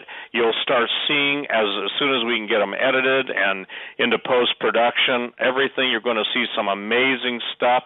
And Tim, just for instance, give people an understanding of Sacsayhuaman and what Ojanto Tambo. Just those are amazing things, that how the rocks had to literally be poured into each other to fit. Share with them on that. I would say that out of everything that I saw on this expedition, the most impressive was Sacsayhuaman. Sacsayhuaman is an ancient fortress located right outside of Cusco. It's literally sitting up, basically on the mountainside or up on the plateau, overlooking Cusco, and obviously, Cusco was strategically settled by the Inca where it is, not because the Inca thought that was a good place, that was appropriate for defense of their capital city, or because of the natural resources. It is apparent to me that they settled right on top of whatever antediluvian society, whatever antediluvian culture used to be there, and they literally built their city on top of what they found. You won't hear that if you go there. You won't hear anybody talk about that. Everybody in Cusco, because it's the pride of Peru, Cusco is the pride of Peru, is everybody will tell you it's all Inca. The Inca did everything. It is a lie. And again, if you corner these guys, these guides, and if you corner the archaeologists, and if you corner the engineers, they will tell you in private, you're right, it couldn't have been the Inca. That they will concede in private that there's no way it could have been the Inca, that the Inca did in fact build on top. So I'm saying that because Sacsayhuaman is a really good example of that fact, and we document it. And Sacsayhuaman, for people who aren't familiar with it, is in terms of megalithic structures, aside maybe from what was discovered recently way out in Siberia, I think it was in Siberia and Russia, the humongous stones out there, Sacsayhuaman is the most impressive megalithic site that I've ever seen, definitely that I've ever seen personally, but even that I'm aware of, perhaps aside from Baalbek, but I think it's at least on the same level. The stones that are incorporated in the walls of Sacsayhuaman are so incredibly massive, and they're fitted together so precisely that you can't slip a piece of paper or blade between a lot of the fittings, or at least the way that they used to be. A lot of them are still in their original configuration, the ones that haven't been shaken out of place. And it is literally, and I think I say this in the documentary, it is inconceivable to the human mind how that can be done. That's my stance. When I stand in front of the Sacsayhuaman, I don't think about logs and ropes and thousands of men and hundreds of years. I concede to the reality that this is inconceivable to the human mind. This technology is greater. This knowledge came from somewhere else. And it didn't come from the Anunnaki. It came from the fallen angels. And when you're standing there in front of that wall, and Sacsayhuaman is, again, it's the remains of an old fortress, pre-flood, I believe, pre-flood fortress. When you're standing in front of that wall, I mean, you literally feel like you're staring at, you're staring and you're touching something that was built in the days before the flood, possibly, in the times when Adam was still alive, definitely Enoch. And you're touching these stones and you're looking at it, and it really brings the story of the Bible to life. The story, unfortunately, as we were saying, that so many Christians reject out of hand or ignore. That story becomes living. It's alive in front of you. And I was just standing there imagining what this thing would have looked like. Only the bottom level, basically the two bottom levels are left intact, and the walls have been the smaller stones, because it goes from big, huge stones and gradually gets smaller. The smaller stones in Sacsayhuaman and in all of the ruins around Cusco were taken by the Spanish, the ones that they could manage. They took and they built their churches and they built their homes in Cusco after they conquered the Inca. And so what's left are the stones that they couldn't deal with. And it was Pizarro's brother. When he arrived at Sacsayhuaman, him and the general consensus of the conquistadores, and this is a matter of history, we're going to put this in documentary, is when they saw Sacsayhuaman, what was their reaction? Their reaction was the same as my reaction. It was, there's no way that these natives built this. There's no way. They did not build this. And they even made the comment that it appears to have been built by giants. It appears to have been built by giants. If there's anything on this planet that appears to have been built by giants, it's Sacsayhuaman outside of Cusco.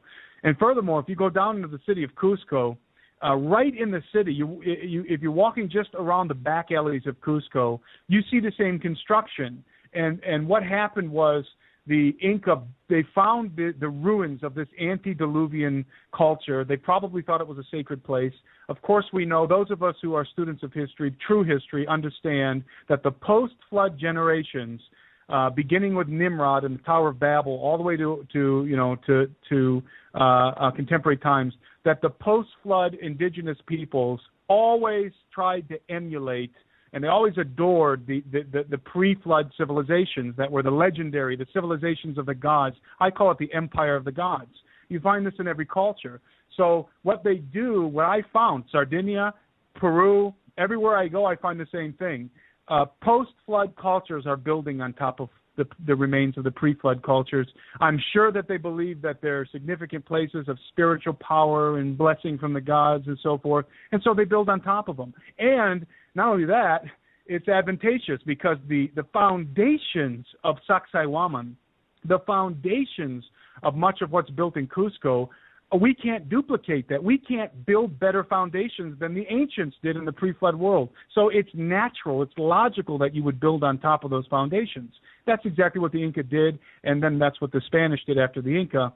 And when you're walking down the streets of Cusco, and again, we illustrate this in the film, you see what's original, the original constructions that were there, that the Inca built on top of, and the architecture is just mind-blowing.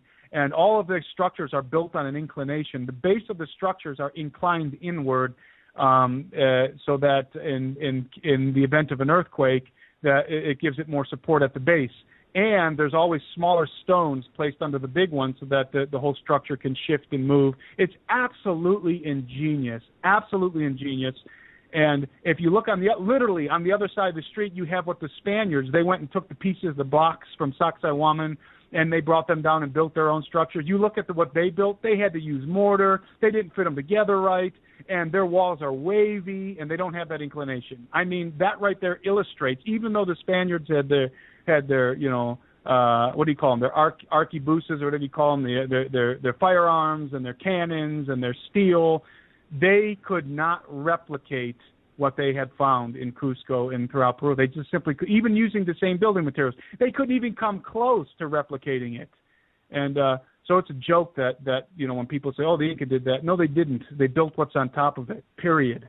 And by the way, the Inca actually admit to that, according to the Spanish chronicles, actually admit that they didn't build a lot of that stuff, that it was the gods. In fact, while I'm on that topic, Pumapunku was said in Inca legend to have been built by a race of giants that came from the gods, and Pumapunku was built in one day.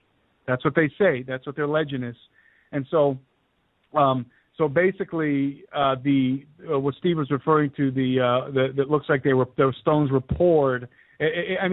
What it looks like is, it looks like the stones were like balls of Play-Doh or of dough, and they weren't completely what's the word? They weren't really soft. I don't know what the word is here. They were pliable enough to where they could be set one on top of the other, and where they could be pressed down and they would squish in. In other words, if there was a concave between two stones, when you put the third one on top, that third stone would squish down into that concave. And I believe I found evidence for it, because all of the stones, these massive stones, where they're missing, if you look at a line of a wall where these, in my opinion, antediluvian stones are aligned, the wall ends where the stones have fallen apart or been taken out. And if you look behind or to the side of the stones, you find a lip. There's a lip where the rock was overhanging the one below and the one to the side of it. There's a lip. It's not a carved lip. It looks like it was squished, like Play-Doh or dough. That's exactly what it looks like. And that will be apparent in the documentary. And I after going there, I have no doubt that whoever built these constructions was able to somehow manipulate the molecular structure of the stone, and at least make it soft enough to press down one on top of the other. And that's why there's no seams, because it's like taking two balls of dough. Let's say you have 3 balls of dough. You take the 2 balls of dough, you stick them next to each other, like in a round form, and then you take the third ball of dough and you stick it on top of those, and you press it all down together. Well, all the seams are going to be filled in. That is what looks like what appears to have happened with these stones, and which obviously, if that's true, we're obviously dealing with a level of technology that far surpasses even what we have today. And I believe we are. I believe it's simple. I believe it's what people call angel tech. It's what the fallen angels taught their children. It's the kind of construction that the pre-flood, not the post-flood, but the pre-flood giants were using, and it's absolutely mind-blowing. Hey, speaking of technology, Steve and Tim, let us know when you're ready, and we're going to do this, Steve and Tim, at your leisure. Let us know when you're ready for listener questions. We've got some lining up here. We are at the break now. We'll come back. We can go to the break. We can come back from the break. And Monday, April 27th, 2015, Doug Hagmann, Joe Hagmann in studio.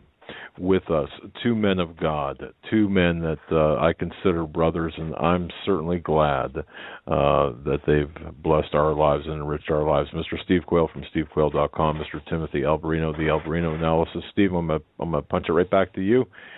Take us where you want to go, my friend. Well, I think we should open it up to questions now, Doug, and then just, you act as moderator, direct it, and go back and forth. Give Tim one, me one, because, again, we want to share with things. I'll just share those too. The feedback I'm getting on Genesis 6 Volume 2 is phenomenal because 60% of it's different and new.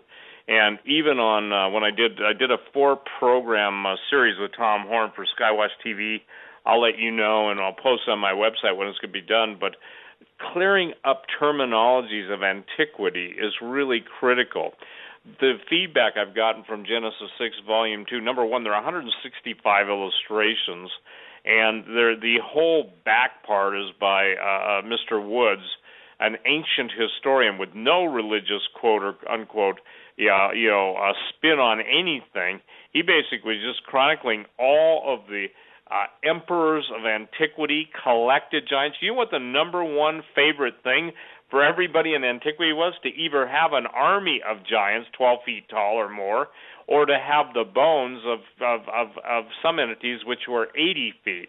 Now, when you get a book written 100 years ago, it's certainly not a script for a video game, so that's incorporated the last 150 pages of Genesis 6 Volume 2, and I think people will be blessed. That book has gone round the world. It still goes round the world, and it's probably the best, it's a shoehorn that helps you to walk with your feet shod with the preparation of the gospel.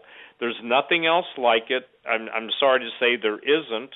And the thing is that what's critical about it is as you begin to see the revelation, and I would say this, that as it was being annotated, revised, and changed dramatically, I was able to clear up a lot of foggy areas when the first was written. The first was written, 10, 12 years ago at least, and I honestly don't know. But the point being is that now if people want to, have a way in, it's probably the most interesting subject matter, and as Tim said, it doesn't matter what the scholars say.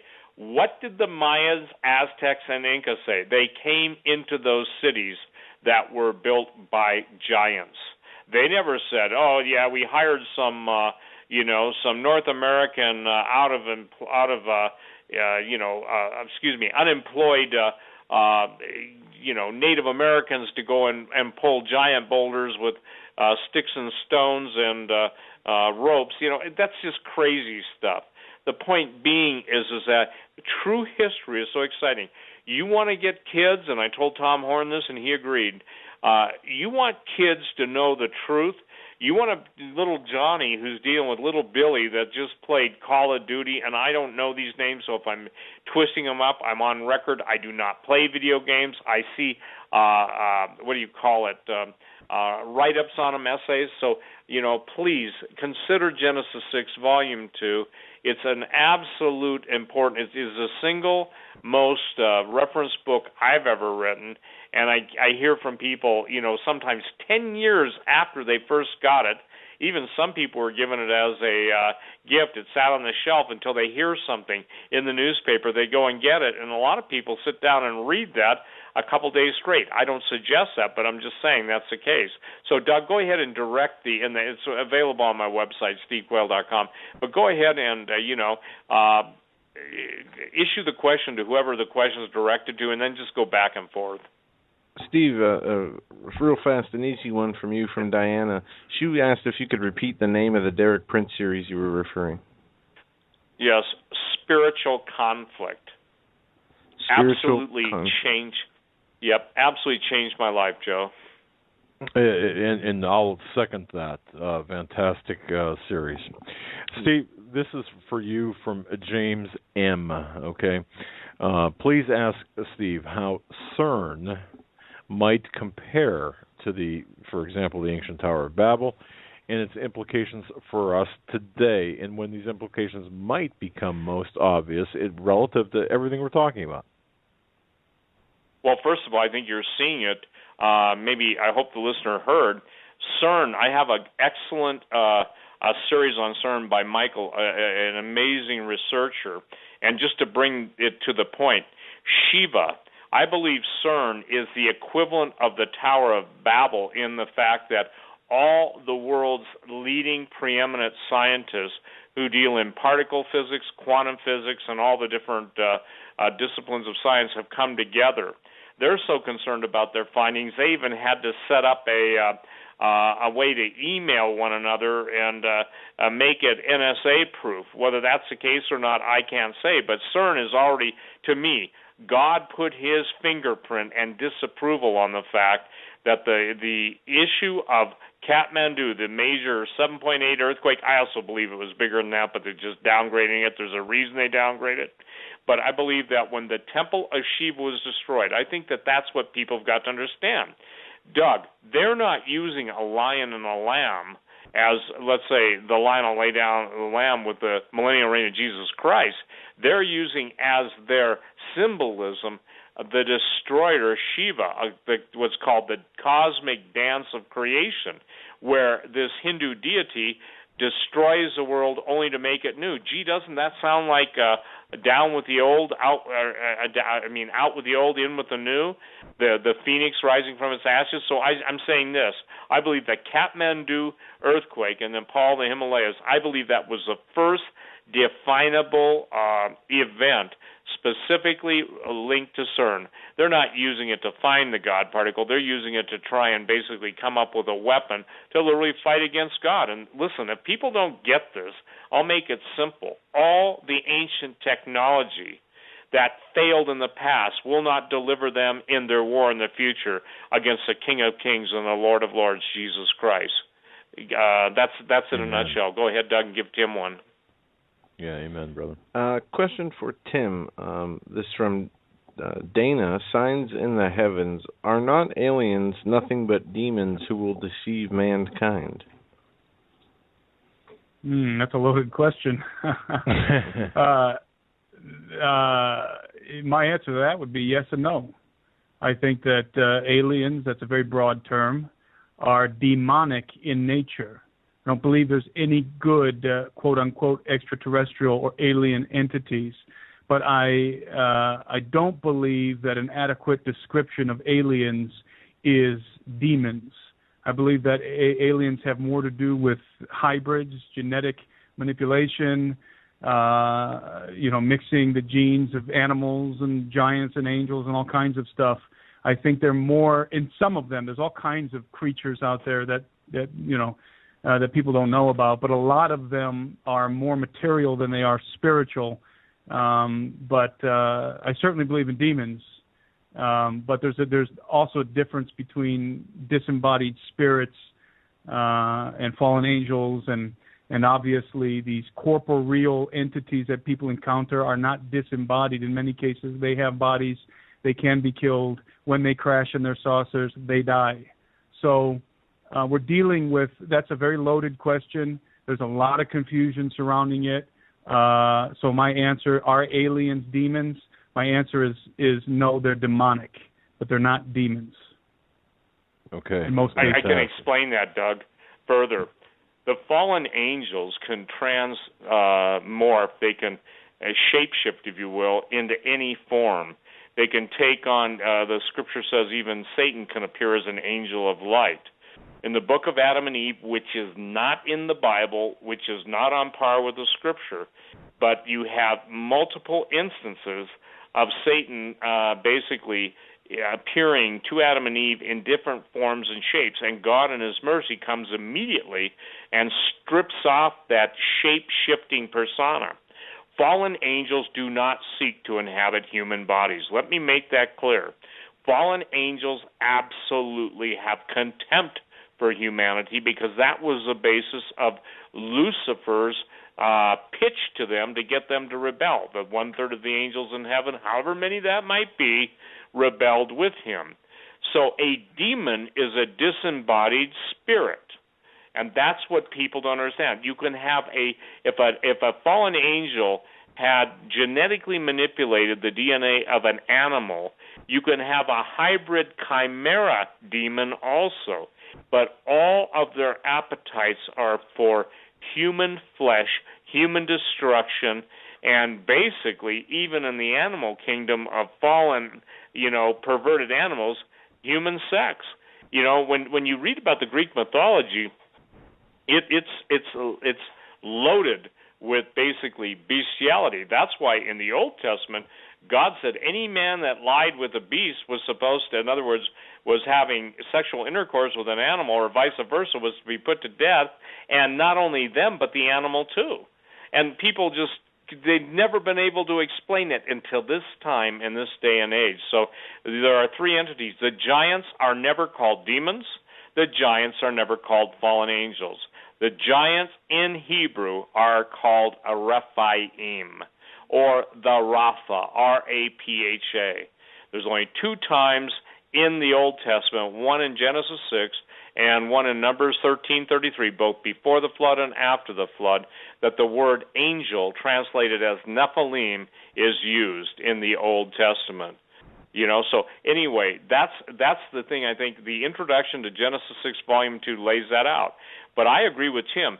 There are extra-dimensionals, and the Native Americans call, obviously, windwalkers. They have all different terminology. Shapeshifters in the book Little Creatures are called changelings, but the standard root of it all is fallen angels doing Satan's bid to corrupt everything that God had created.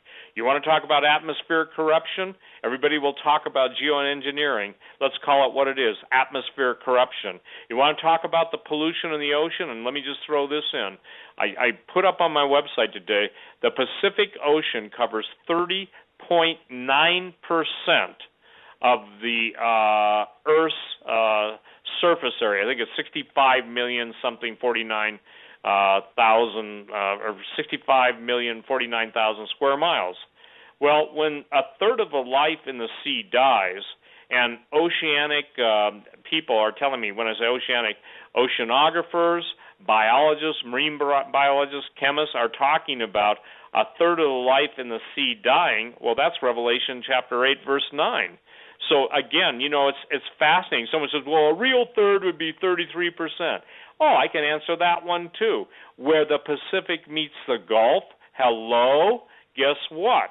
Where the Panama Canal, someone says, well, listen, quit looking for excuses and look to the Bible because it's telling us what's going to happen. If that is the case, and we are a lot closer, we are in the end times. We're not approaching the end times. Go ahead and give Tim another question. All right. This comes from Bailey, listening live out of Spokane. Okay, this is a two-part question for Tim. And by the way, before I ask this question, I just want to say, folks, in the revised, updated, expanded Genesis 6 Giants, the preface to the second edition, Steve Quayle does a marvelous job of really standardizing for industry standards Nephilim, Rephaim, and demons. So that's fantastic. But this to Tim, with respect to all of the ancient architecture, and she writes, forgive my words if they're improper, all of the ancient architecture which you have seen, in particular the in South America, and even this would go with the pyramids in Egypt and other locations. Are we not to believe that these were built by aliens? In other words, what she's asking basically is, aliens from outer space had nothing to do with the construction of any of these cities, technology, the development of technology, or anything like that. You're saying these came from the fallen angels, and then through the lineage in the man. Is that what you're saying? That's her question. That depends on how you define aliens. That depends entirely on how you define aliens. The word alien is very deceptive. All it really means is alien to the human race. In other words, not human. So when people, like when the ancient alien people talk about aliens, they're talking about beings from the star system of the Pleiades or something like that came in their ships to, help mankind or whatever, to mine minerals on the earth. That's a very limited use of the word alien. It's almost like they claim exclusivity on the use of that term. Well, I protest, because the word alien, again, simply means alien to the human race, not human.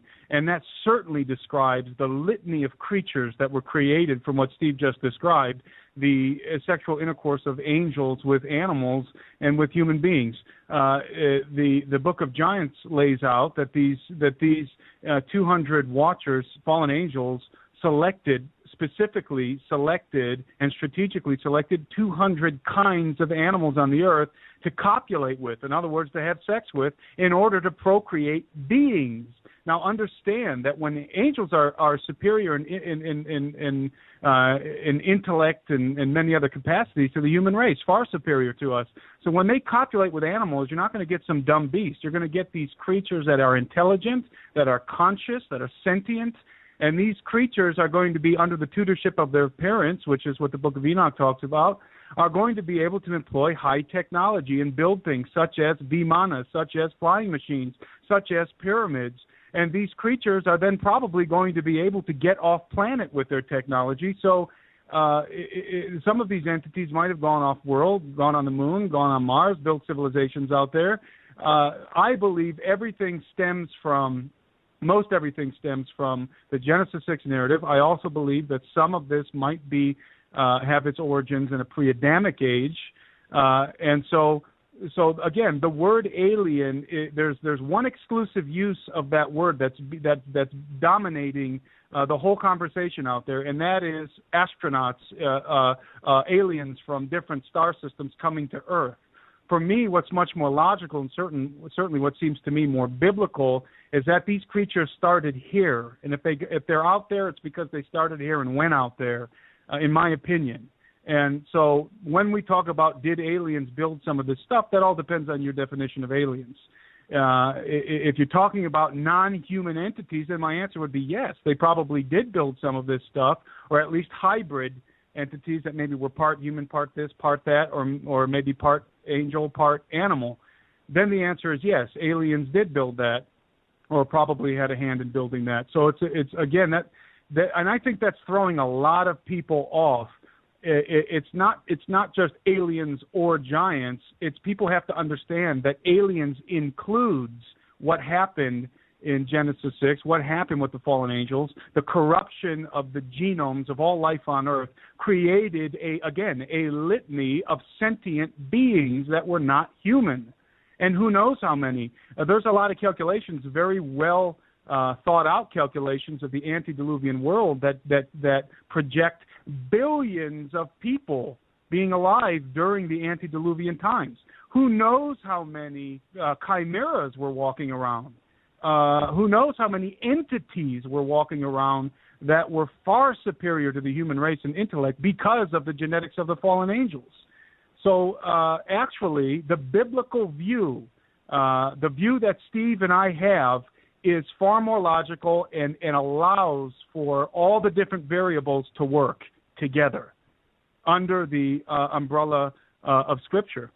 So that's my answer to that. Gotcha. Yeah, very eloquently stated too, and I think that's a hang-up or a tripwire for a lot of people. Thank you for explaining it. We do have a question from Arnold. This is to both and/or Steve and Tim. Why are they trying to open the portal to let beings in if they already have been here working with the government? How did they get here if CERN is supposed to open the portal? It seems like they already have a portal open. And do you think that the Naples earthquake could be a blood sacrifice for CERN, since it was around the time CERN turned up the volumes and then the earthquake happened? So the first part of that, the portals, the portals being there already versus CERN opening them, and then the CERN. Sure, I have an answer for that. Jesus said the gates of hell, plural. Also, the book of Revelation teaches there's a specific time when Satan and all his fallen angels will be cast down to earth. I have another answer for that. Imagine that the fallen angels who have either been bound, the ones that have been bound, their sons and their daughters, in other words, their progeny that were dead in the flood. Imagine that those spirits have been held in a prison, that the stargates have kept out of our dimension. And imagine that through the technology of the fallen angels and their duped, there you go, that's duped and stupid human assistants, okay? The people that want to believe that somehow Lucifer has their best interests at heart, that they are going to produce bodies for these spirits to inhabit. Do you follow? In other words, they've been disembodied spirit. That's what a demon is. And demon is the disembodied spirit of a giant. The giant are the offspring of the fallen angels. The book of Enoch also deals with that they had dreams. In other words, the giants had dreams and the fallen angels had dreams that the flood was going to come to destroy. And I got to share something. What Tim just said about they started here and went to the stars, the book of Obadiah only has one chapter. And I don't know which verses, 17, 18, I believe 16, 17, and 18 is right about in there. It basically says, though you set your nest amongst the stars, yet will I bring you down. A lot of people, and I'm one of them, have postulated that many of the fallen angels used their hypertech to leave the planet in anticipation of the flood. The flood did not destroy fallen angels. Listen, again, fallen angels don't die, okay? They can be chained, they can be imprisoned, they can be overcome through the name and the blood of Jesus, but they don't like to inhabit human bodies. Now, saying that, they can shape-shift and take on a human body of their making, their likeness, and their choices. In other words, while they hate humanity, they're willing to take the form of humanity in order to deceive it. This is the biggest stumbling block, and I think, Joe, you asked me this, and maybe even a couple of years ago whenever we did the show. Jesus said, in heaven, the angels are neither given or taken, in heaven, when people die, they are as the angels. They're not given or taken in marriage. That's heaven. On earth, the whole point of the gates opening is to allow another and final onslaught. I maintain that with the incubus and succubus experiences of Hollywood stars selling it as something cool, where it used to be repulsive, it would be repulsive to have some creature from a hellish nightmare, having sex with a pretty starlet. Now that's to be, how do I say this? There is no end to the depravity of mankind under the influence of a devil who's seeking to destroy them unless Jesus stops it on behalf of the believer. That's why Jesus said, behold, again, I give you power to tread on serpents and scorpions and over all the power of the enemy. And that's why he's using terminology, the dragon was wroth. Okay, who's the dragon? Classically, and I've got a whole series of research chapter on dragons in little creatures and enough footnotes to make the skeptics happy. But the point being is that this is what we're up against. So to answer that brother's question specifically, some have already come through the advance guard. We're talking about all. And what does all mean? All means there's nothing less, nothing more, all who fit the category of fallen angels being cast down to earth, trying through the science of fallen man and the wisdom of fallen angels to combine to produce bodies for the disembodied spirits of their children. And 99%, I've never heard of a giant being a vegetarian, okay? I never heard of a giant turning down a good human for a meal. And I'm talking in antiquity now. Guess what? If I were to come up with a TV slogan, they're back and they're hungry. By the way, I think somebody's already used that. But the point being is that the destruction of humanity now is at the precipice of all of us, okay? This is something, you're just a fear-monger. Well, I got to tell you something. Fear-monger? Well, look up the word monger. I doubt it. But the way that truth is always received, it's initially rejected. Then it's mocked, ridiculed, and scorned. Then the next step is the messenger is attacked, ridiculed, and scorned. The next step is, at the minute there's evidence to undermine that the ridicule, scorn, and mocking was absolutely based in fear. I'll tell you this, I can sense fear in the emails of the people that basically email me and tell me I'm a fearmonger, a doomsdayer, or whatever. Someone said, you're an alarmist. You better believe I'm an alarmist, and I've been sounding it for 25 years on talk radio, and evidently not enough people recognize that not only did the country burn down, but that smoke they smell is coming off the plans of the Illuminati out to destroy them. In other words, if they have to singe the earth, bioattack it, use volcanoes, they're going to do what they're going to do. And that's why, Doug, on the 1st of May, I think that's Friday night, Pastor Langford and I will be leading everybody in communion at the start of the show. And we're going to do an interesting show. On the second hour, we're going to give you all of the instances that time allows, of course, of God's people in a dead what would you say, in a corner facing only death and destruction, but God made a way. The third hour, we're going to be praying over the phone. That's when we'll do our praying for everybody, that God is going to infuse His listening audience worldwide with the Spirit and the power of the Holy Ghost. So the point being is this, is that this is critical. For 40 days, I'm going to say this, and I'll put it up on my website, the day of May 1st. For 40 days, I'm only asking this, to spend time in the Lord in prayer, in personal repentance, and I'll put up the list of things we're going to pray for with a hand of dirt. The hand of dirt, you can hold it, and all you need to do is hold that dirt and thank the Lord for His redeeming you, because that's what you are made of. If you are a descendant of Adam, you are made out of the dirt. And that's to keep you in the attitude of without the Spirit of God, you would be nothing. How cool is this, Doug? We start out at the show without the Spirit of God, that clump of dirt would be nothing, but God breathed into that man who He had formed as the greatest sculptor in the universe. I believe it was Jesus, based on Colossians 1:16 and 17, and then breathed into man the breath of life. And like I said, the image of my mind is Adam awakes, knowing who God is, knowing the plan of redemption, being given the wisdom of God because He's created in the image and likeness of God, and I believe He gave the Lord, His Creator, a hug, and I believe that hug is what God wants to restore to His people. How cool is that? Jesus said, henceforth, I call you no longer servants but friends. That means Jesus is my Savior, He's my Lord, He's my King, He's my righteousness, He's my purpose, He's your everything I'm claiming, but He's also your friend. I'll tell you what, it's not the Christians chopping off the heads of the Muslims. It's not the Jews chopping off the heads of the Muslims. It's the Muslims chopping off everybody's head. It's not the Christians or Jews selling meat, human meat, in the markets of Syria. It's not the Christians or Jews. And look, let me share this. I know Pastor Langford and I did a show on it. I know there are Jews who call themselves Jews and are not. I know that, okay?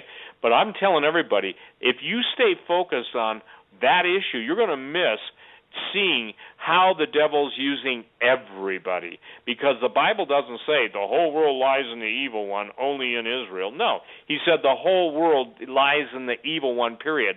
The whole cosmos. How great is the redemption of God when you understand how far man and creation fell. That's when you'll start to get a glimpse of how great the redemption, the blood of Jesus, the name of Jesus, and the purpose of God in all of our lives through His salvation. So that's what we're going to be talking about on Friday night, and I believe if you'll be praying and taking this to heart, again, I'm saying all the Lord said for me to tell people, one meal. It's kind of like 1 hour. Hey, every one of us can go without one meal. Every one of us can grab a handful of dirt and say, thank you, Lord, that this is what I was created out of, and without your Spirit, I'd be that clump of dirt. But now you've made me with you a king and a priest to God forever, and that's a pretty neat thing. So, Doug, I just had to get that out there. Go ahead and ask the next question for Tim. Well, I just want to recap this for Friday, Steve. I apologize, but I want to make this clear to the listeners. Friday, you and Pastor David Langford. First hour is going to be communion. The second hour is going to be the tell me again, or tell people again, the roughly just a summary. Well, the second hour. Second hour is going to be all the instances in the Old Testament and in the New when God's people were faced against odds that they could not overcome in their own strength. I can't get it across. I have failed. Only God can cause this to happen. I have failed to be able to articulate that every Christian who is, obviously you've seen the war on Christians in the military, that's coming to the streets of America. Every Christian is destined for destruction. That's not going to happen by the grace of God. That is not going to happen because God's people are going to stand up. And Doug, that's the thing that's the tragedy. That's what makes me basically just want to, and look, I thank God I'm not giving up. Thank God for intercessory prayer. But banging your head against the wall for 25 years, and that's the point I've been making all along, and now it's in process, and people still think that, and I will say this, the people that think we're fearmongers or warmongers or doomsdayers, those people are not born of the kingdom of God. They will never see eternity with a King of glory. They won't, because they won't acknowledge the fact that God has certain requirements, Matthew 18 being at the top of the list. And isn't it interesting? Unforgiveness and failing to forgive is what opens a person up to demon possession. So I hope I've answered that question. Yeah, and let me share this, Doug. On the question you just asked me in the email, if the elderly person, if they can't communicate it in email, I've learned that, and I'm sorry to be such a stickler on this, that having done 5 years of 3 hours a day or whatever, call-in radio, it sets a precedent. I don't want to do it. I'm not afraid to answer on-air questions. It's just we're trying to maximize our time. We're already 22 minutes away from the end.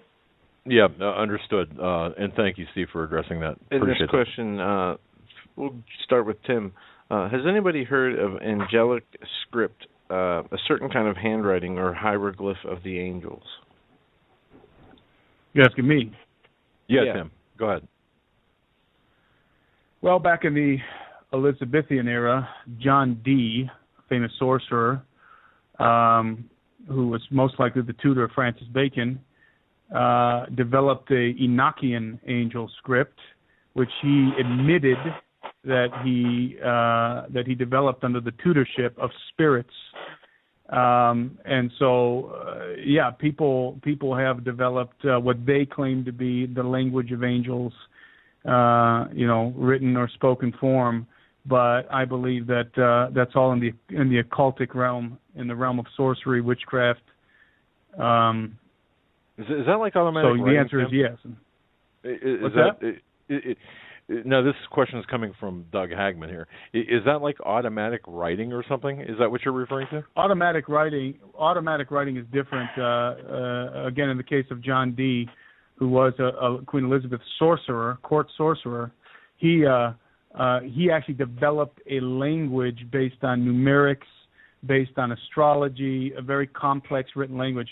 Automatic writing is mainly done in the New Age arenas, where a person is supposedly possessed by an entity who uses their body, their mind, to write something, to transcribe something directly for them.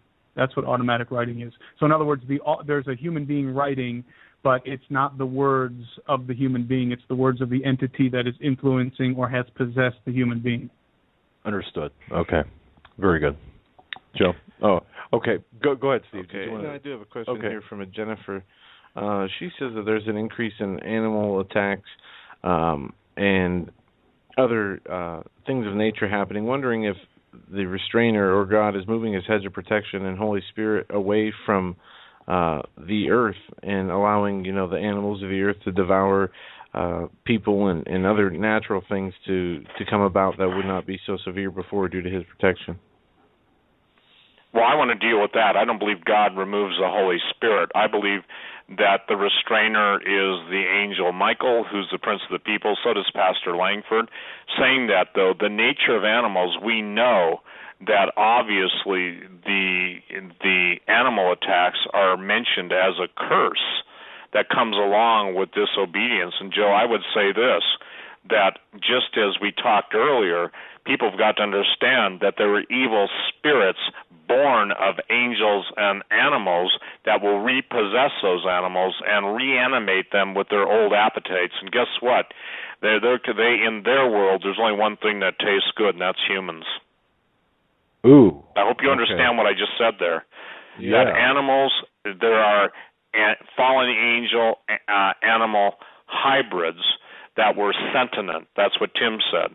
And the fact is that when those animals were slain, the spirit, which was a hybrid spirit, obviously walks the earth. As the animals are even reanimated, those spirits will come back into them. So as the gates of hell are opening, that's what you're going to see. You're going to see some of the most abhorrent, most evil, and wicked animal behavior you've ever seen. Wow. Okay. And that, Tim, is there anything you want to add to that? I mean, that's... No, wow. I just agree with what he said. Yeah, it's a frightening thought, but I think that's a very dynamic point that that there are sorcerers and occultic groups on the planet right now that are trying to find the keys to, scientifically speaking, to animate some of these mythical creatures. And I think Steve is absolutely right that the spirits that once inhabited these creatures before they were killed are going to come back into them, and that's not a good thing for the human race. Okay. All right. Fantastic. All right. This question is for either one of you, from Gillian, listening live from Australia, wanting to know. Prefaces the question by saying that he's going to be contacting you to order your book, Steve, but wanting to know where the dinosaurs fit into this, if at all. Steve, I'll just pop it over to you because I know you addressed this in Genesis 6 Giants, but go ahead and field that question. Well, I'll tell you this, obviously when you're dealing with dinosaurs, the standard, we in Bozeman, Montana have the Museum of the Rockies, one of the most famous paleontologists in the world here, Jack Horner, that the movie Jurassic Park was, pretty much he was the lead character in the movie. So the point that I'm saying is I'm familiar with I'm familiar with classic science where the dinosaur means terrible lizard, okay? Now what's fascinating to me is I believe that's a perfect example of fallen angels and their genetic, and let's just call it angel science, production. I don't buy the classic timetable, and the point is that Atlantis, Mu, Lemuria, all of the great, if you will, pre-Adamic civilizations, or post, if you take that position, all were destroyed for the same thing of combining animal and human DNA. I think they were genetic experiments, alterations, and I believe the suddenness of their destruction, whether people want to claim it was the methane in the atmosphere, a cometary strike, a virus, whatever, I believe it was God's judgment on that abhorrent, if you will, creation. God didn't create them. Terrible lizard, I got news for you. I mean, you didn't turn Adam and Eve into Freddy and the Queen of Hell, So I think that, the tree is known by the fruit it bears. Okay. All right. This question is directed, and we've got a lot of questions here. This question is directed to Tim. This from Betty Jean, I believe it is, in East Texas, wanting to know, with respect to the various archaeological sites you've visited, were there any? Well, it's a paragraph-long question. I'll just sum it up by asking it this way: any flying machine artifacts? That's the best way I can ask. Okay, that you found. No. Okay, and why not? I didn't find any evidence of that. I would have to assume that if there was any evidence of that, it would have been taken a long time ago, by one of the factions that's disappearing those kind of artifacts and has been for years. But we did go out on Lake Titicaca and interview some of the natives concerning UFOs and some demonic creatures that they claim are out there.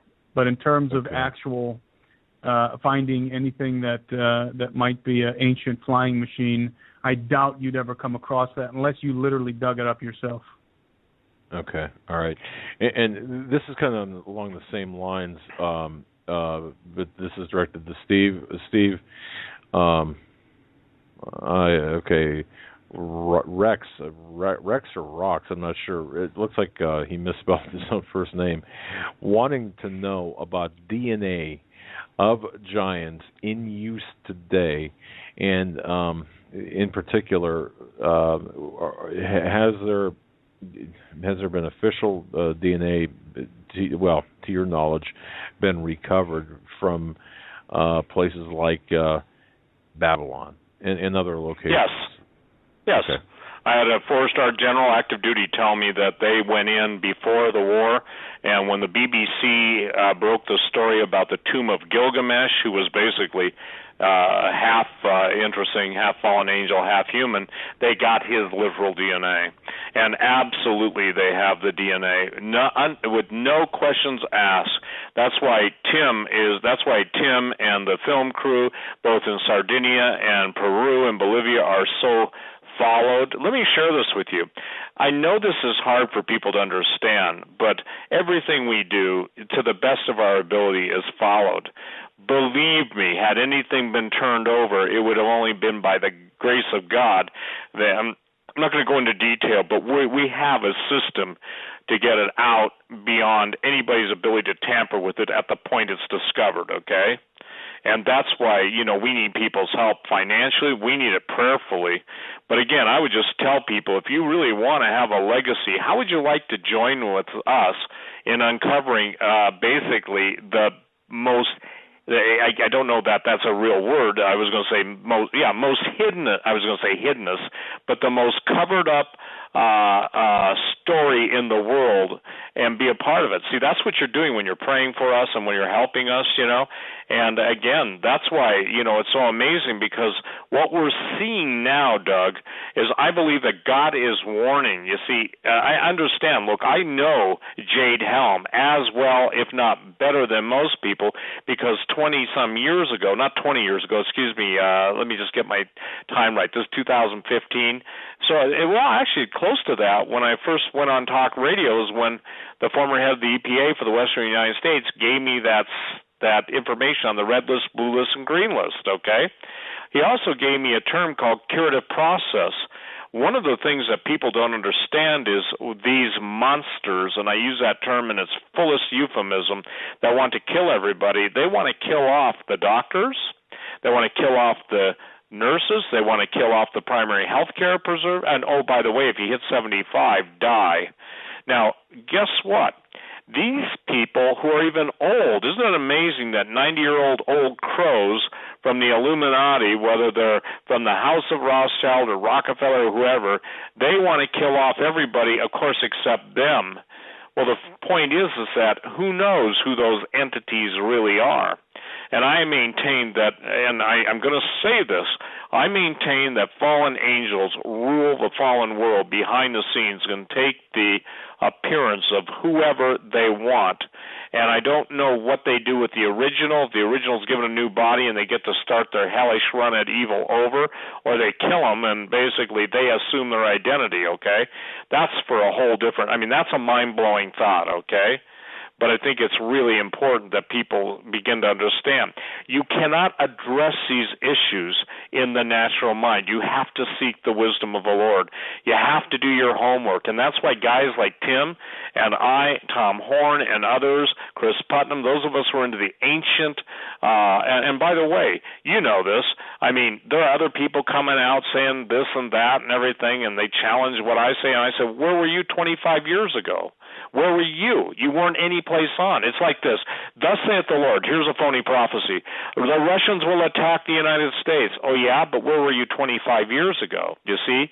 So what I'm saying is there will always be after-the-fact critics and after-the-fact experts, but the point is that what we're trying to present is a systematic approach to history that explains what the churches basically wet diaper. Wet diaper means they won't take on because, number one, they don't want to lose any congregants who might pay their tithe, but they're too frightened of the ramifications of dealing with the truth.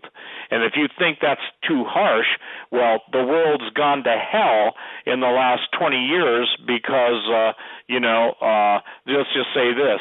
The milk, mother's milk, was never taken away, and the meat of the word given. So the highways and byways, I want to share this with new Christians and with returning backsliders. God will speed you up. Here's a promise from heaven. God will speed you up, get you to where you need to be with the understanding you need to be as this stuff unfolds. And I believe Tim and his crew are doing that. I believe that when you start to see the images along with the words, that's why we're going to TV. We've got our studio setting it up, and I mean, it's going to be fireside chats. I teased him and I said, well, Tim, it's probably not fair, but we should do it on the end times and call it As the World Burns, And the point, I'm just kidding, it's not going to be called that, but the thing is that people have got to see and hear, and that's exactly what we're going to do. So I hope I've answered that question. Yeah, you did, Steve. And we have one more question from Randy Conway. Yeah, I just sent it to you, Steve, but go ahead. I wanted to try to get this in on there. All okay. Right. Talking about Tim, does Steve or Tim have a theory on regulating or regarding the limitations of guarding the sites that Tim visited? What are they protecting and what are they hiding? I know you kind of covered this a little bit in the first hour, Tim. If you want to reiterate what you think it is that they're protecting. Well, it's a complicated situation depending on what government you're dealing with. I can tell you that I believe, we didn't even really get into this, but I believe that the Vatican is ultimately concealing a lot of the knowledge of the ancient world for many reasons. But specifically, if you get into these small countries like Bolivia, Bolivia's a relatively poor, not a relatively poor, it's a very poor country. The politics of Bolivia are corrupt. It's like mafia kind of politics. They're not as organized, obviously, as the United States or even a second world country. So when you get into, like, let's take Pumapunka, for example. If you're dealing with what's under the ground there, you're dealing with a government led by Evo Morales, the Bolivian president, who hates America, hates the imperialists, as he calls us, and so his desire would be to keep us out of it. His desire would be to keep the Western powers away from what's ever there. He doesn't want us to have anything to do with it. But here's the thing. What might he be doing with Russia or Iran? I mean, I got the sense that it's very. Steve mentioned that they've just bought jets from Russia. It's interesting that certainly they're not going to be offered or are going to purchase any kind of jets from the United States or the UK. Their buddies are Russia and Iran, and of course all the other mafiosos out there. So basically, it's complicated. In the grand scheme, you have the Vatican. In the grand scheme, you have the NSA. In the grand scheme, you have the organizations that are run by the Illuminati. In the smaller kind of localized situations, like in Bolivia, you have these petty leaders who are perhaps have an idea of what they're sitting on. My guess is that Evo Morales doesn't even really understand what's under the ground, but the Russians do and are probably there. I would not doubt that there are tunnelways already built underneath the whole Tiwanaku. This is just speculation, that there are tunnels already under there where they are already and have been for years extracting the technology, extracting the DNA, taking out the sarcophaguses of giants and of chimeras. I think that's the MO on a world scale. So on the surface level, you're dealing with petty tyrants like Evo Morales, who are just trying to keep the American imperialists out and deal with his buddies in Russia. And then on the grander scale, you're dealing with the Vatican, you're dealing with the Illuminati, and obviously the Chinese are in there too at this point. Very good. Steve, go ahead. By the way, that's totally accurate. What Tim just said is totally accurate. you know. All right. 4 minutes left, gentlemen. Yeah, go ahead, Steve. Take us out. Well, I want to read this by Randy Conway. You know, by the grace of God, he's one of the guys that just sent that question. But you'll love this, Tim. We may want to, with Randy's permission, integrate it into one of our documentaries. He said this is Stargates, and I don't know when he wrote it, but he just sent it to me tonight. I can't say it better than this. As gravity increases and time slows, a passage is open to an unknown dimension. To those who know it as a gateway, though some deny they're real and consider it science fiction, but fiction has no empirical proofs or eyewitness testimony. The writings of antiquity testified to truth, not hypothesis. Beware the opening of these gates will bring a global apostasy.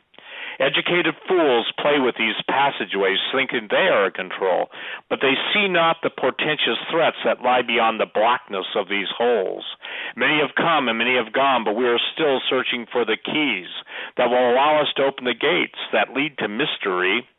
Now there has been much talk and speculation that governments have found such gates, and they're willing to shed much blood or even go to war to keep their secrets safe. Authorities around the world guard the ancient sites, hiding or denying the existence of what was moved in the dark of night. Stories, myths, and legends are told, passed down from ancient tribes from every tongue and nation whose story is all described. An ancient race of giants and the pathways through which they fly, an ancient race of hybrids that desire to see that all flesh dies. Wow, is this pertinent? The believers intently watch the signs to be prepared for their return. The scoffers remain ignorant and choose not to listen or discern. The words of the prophets give warning or the evidence that abounds, while the elite are guarding secrets, hoping the truth is never found. That is, the truth should not be found out by the masses of the general population, for that might set the masses free, and we must keep the masses in sedation. If the truth were preached and the people reached, there could be mass salvation, and that would hamper Satan's plan for New World Order aberrations. There are beasts that come with the opening of dimensions we cannot see, and Satan's minions are seeking personal greatness through evil loyalties. But their greatness will not be long-lived, for the beast is but an incarnation of a defeated fallen angel that will one day be forced to make proclamation that Jesus Christ is the only one true King of kings and Lord of lords. If the gateways are open, will we then see foretold the day of the Lord? Men remain in denial of the judgment of the Lord, and they deny his word. They are too afraid to see the truth, and so they call the truth absurd. Now those things which God buried in deep waters of the flood were buried to cleanse the earth and to protect the seed within the blood. The seed remained protected, and Jesus came to redeem the man. He offered to all eternal life, and those who accept him are covered by his hand. If you are not covered by the blood of Jesus Christ when the gates are opened, you are at risk of life. Men must seek the truth while it may be found. The cost will be too great when the evil has been unbound. The stories, myths, and legends have ancient foundations that are not just passed down orations. The true watchmen are not barkers spouting lies to dramatize and create a great sensation. Those who hide the truth are not our great protectors. They hide behind lies for personal elevation. The clues of time and the clues left on the earth reveal the truth of the former altered mutations. Now I am prepared to make a multi-dimensional journey through a gate that is straight. There are thieves and robbers who will attempt to do the same through their hidden stargates. Unfortunate for them, they will not travel through, but that is not to say the gates will not be used. Many will come through to rule all men, and then tribulation will be loosed. That, my dear brother Randy, is probably one of the most prophetic poems I have ever read. Tim, isn't that amazing? Excellent. Excellent. Gentlemen, Doug, I think we're out of time. Blessings, Randy. Thank you. God bless you. God bless Tim. Thank you so much. Until tomorrow. Stay safe.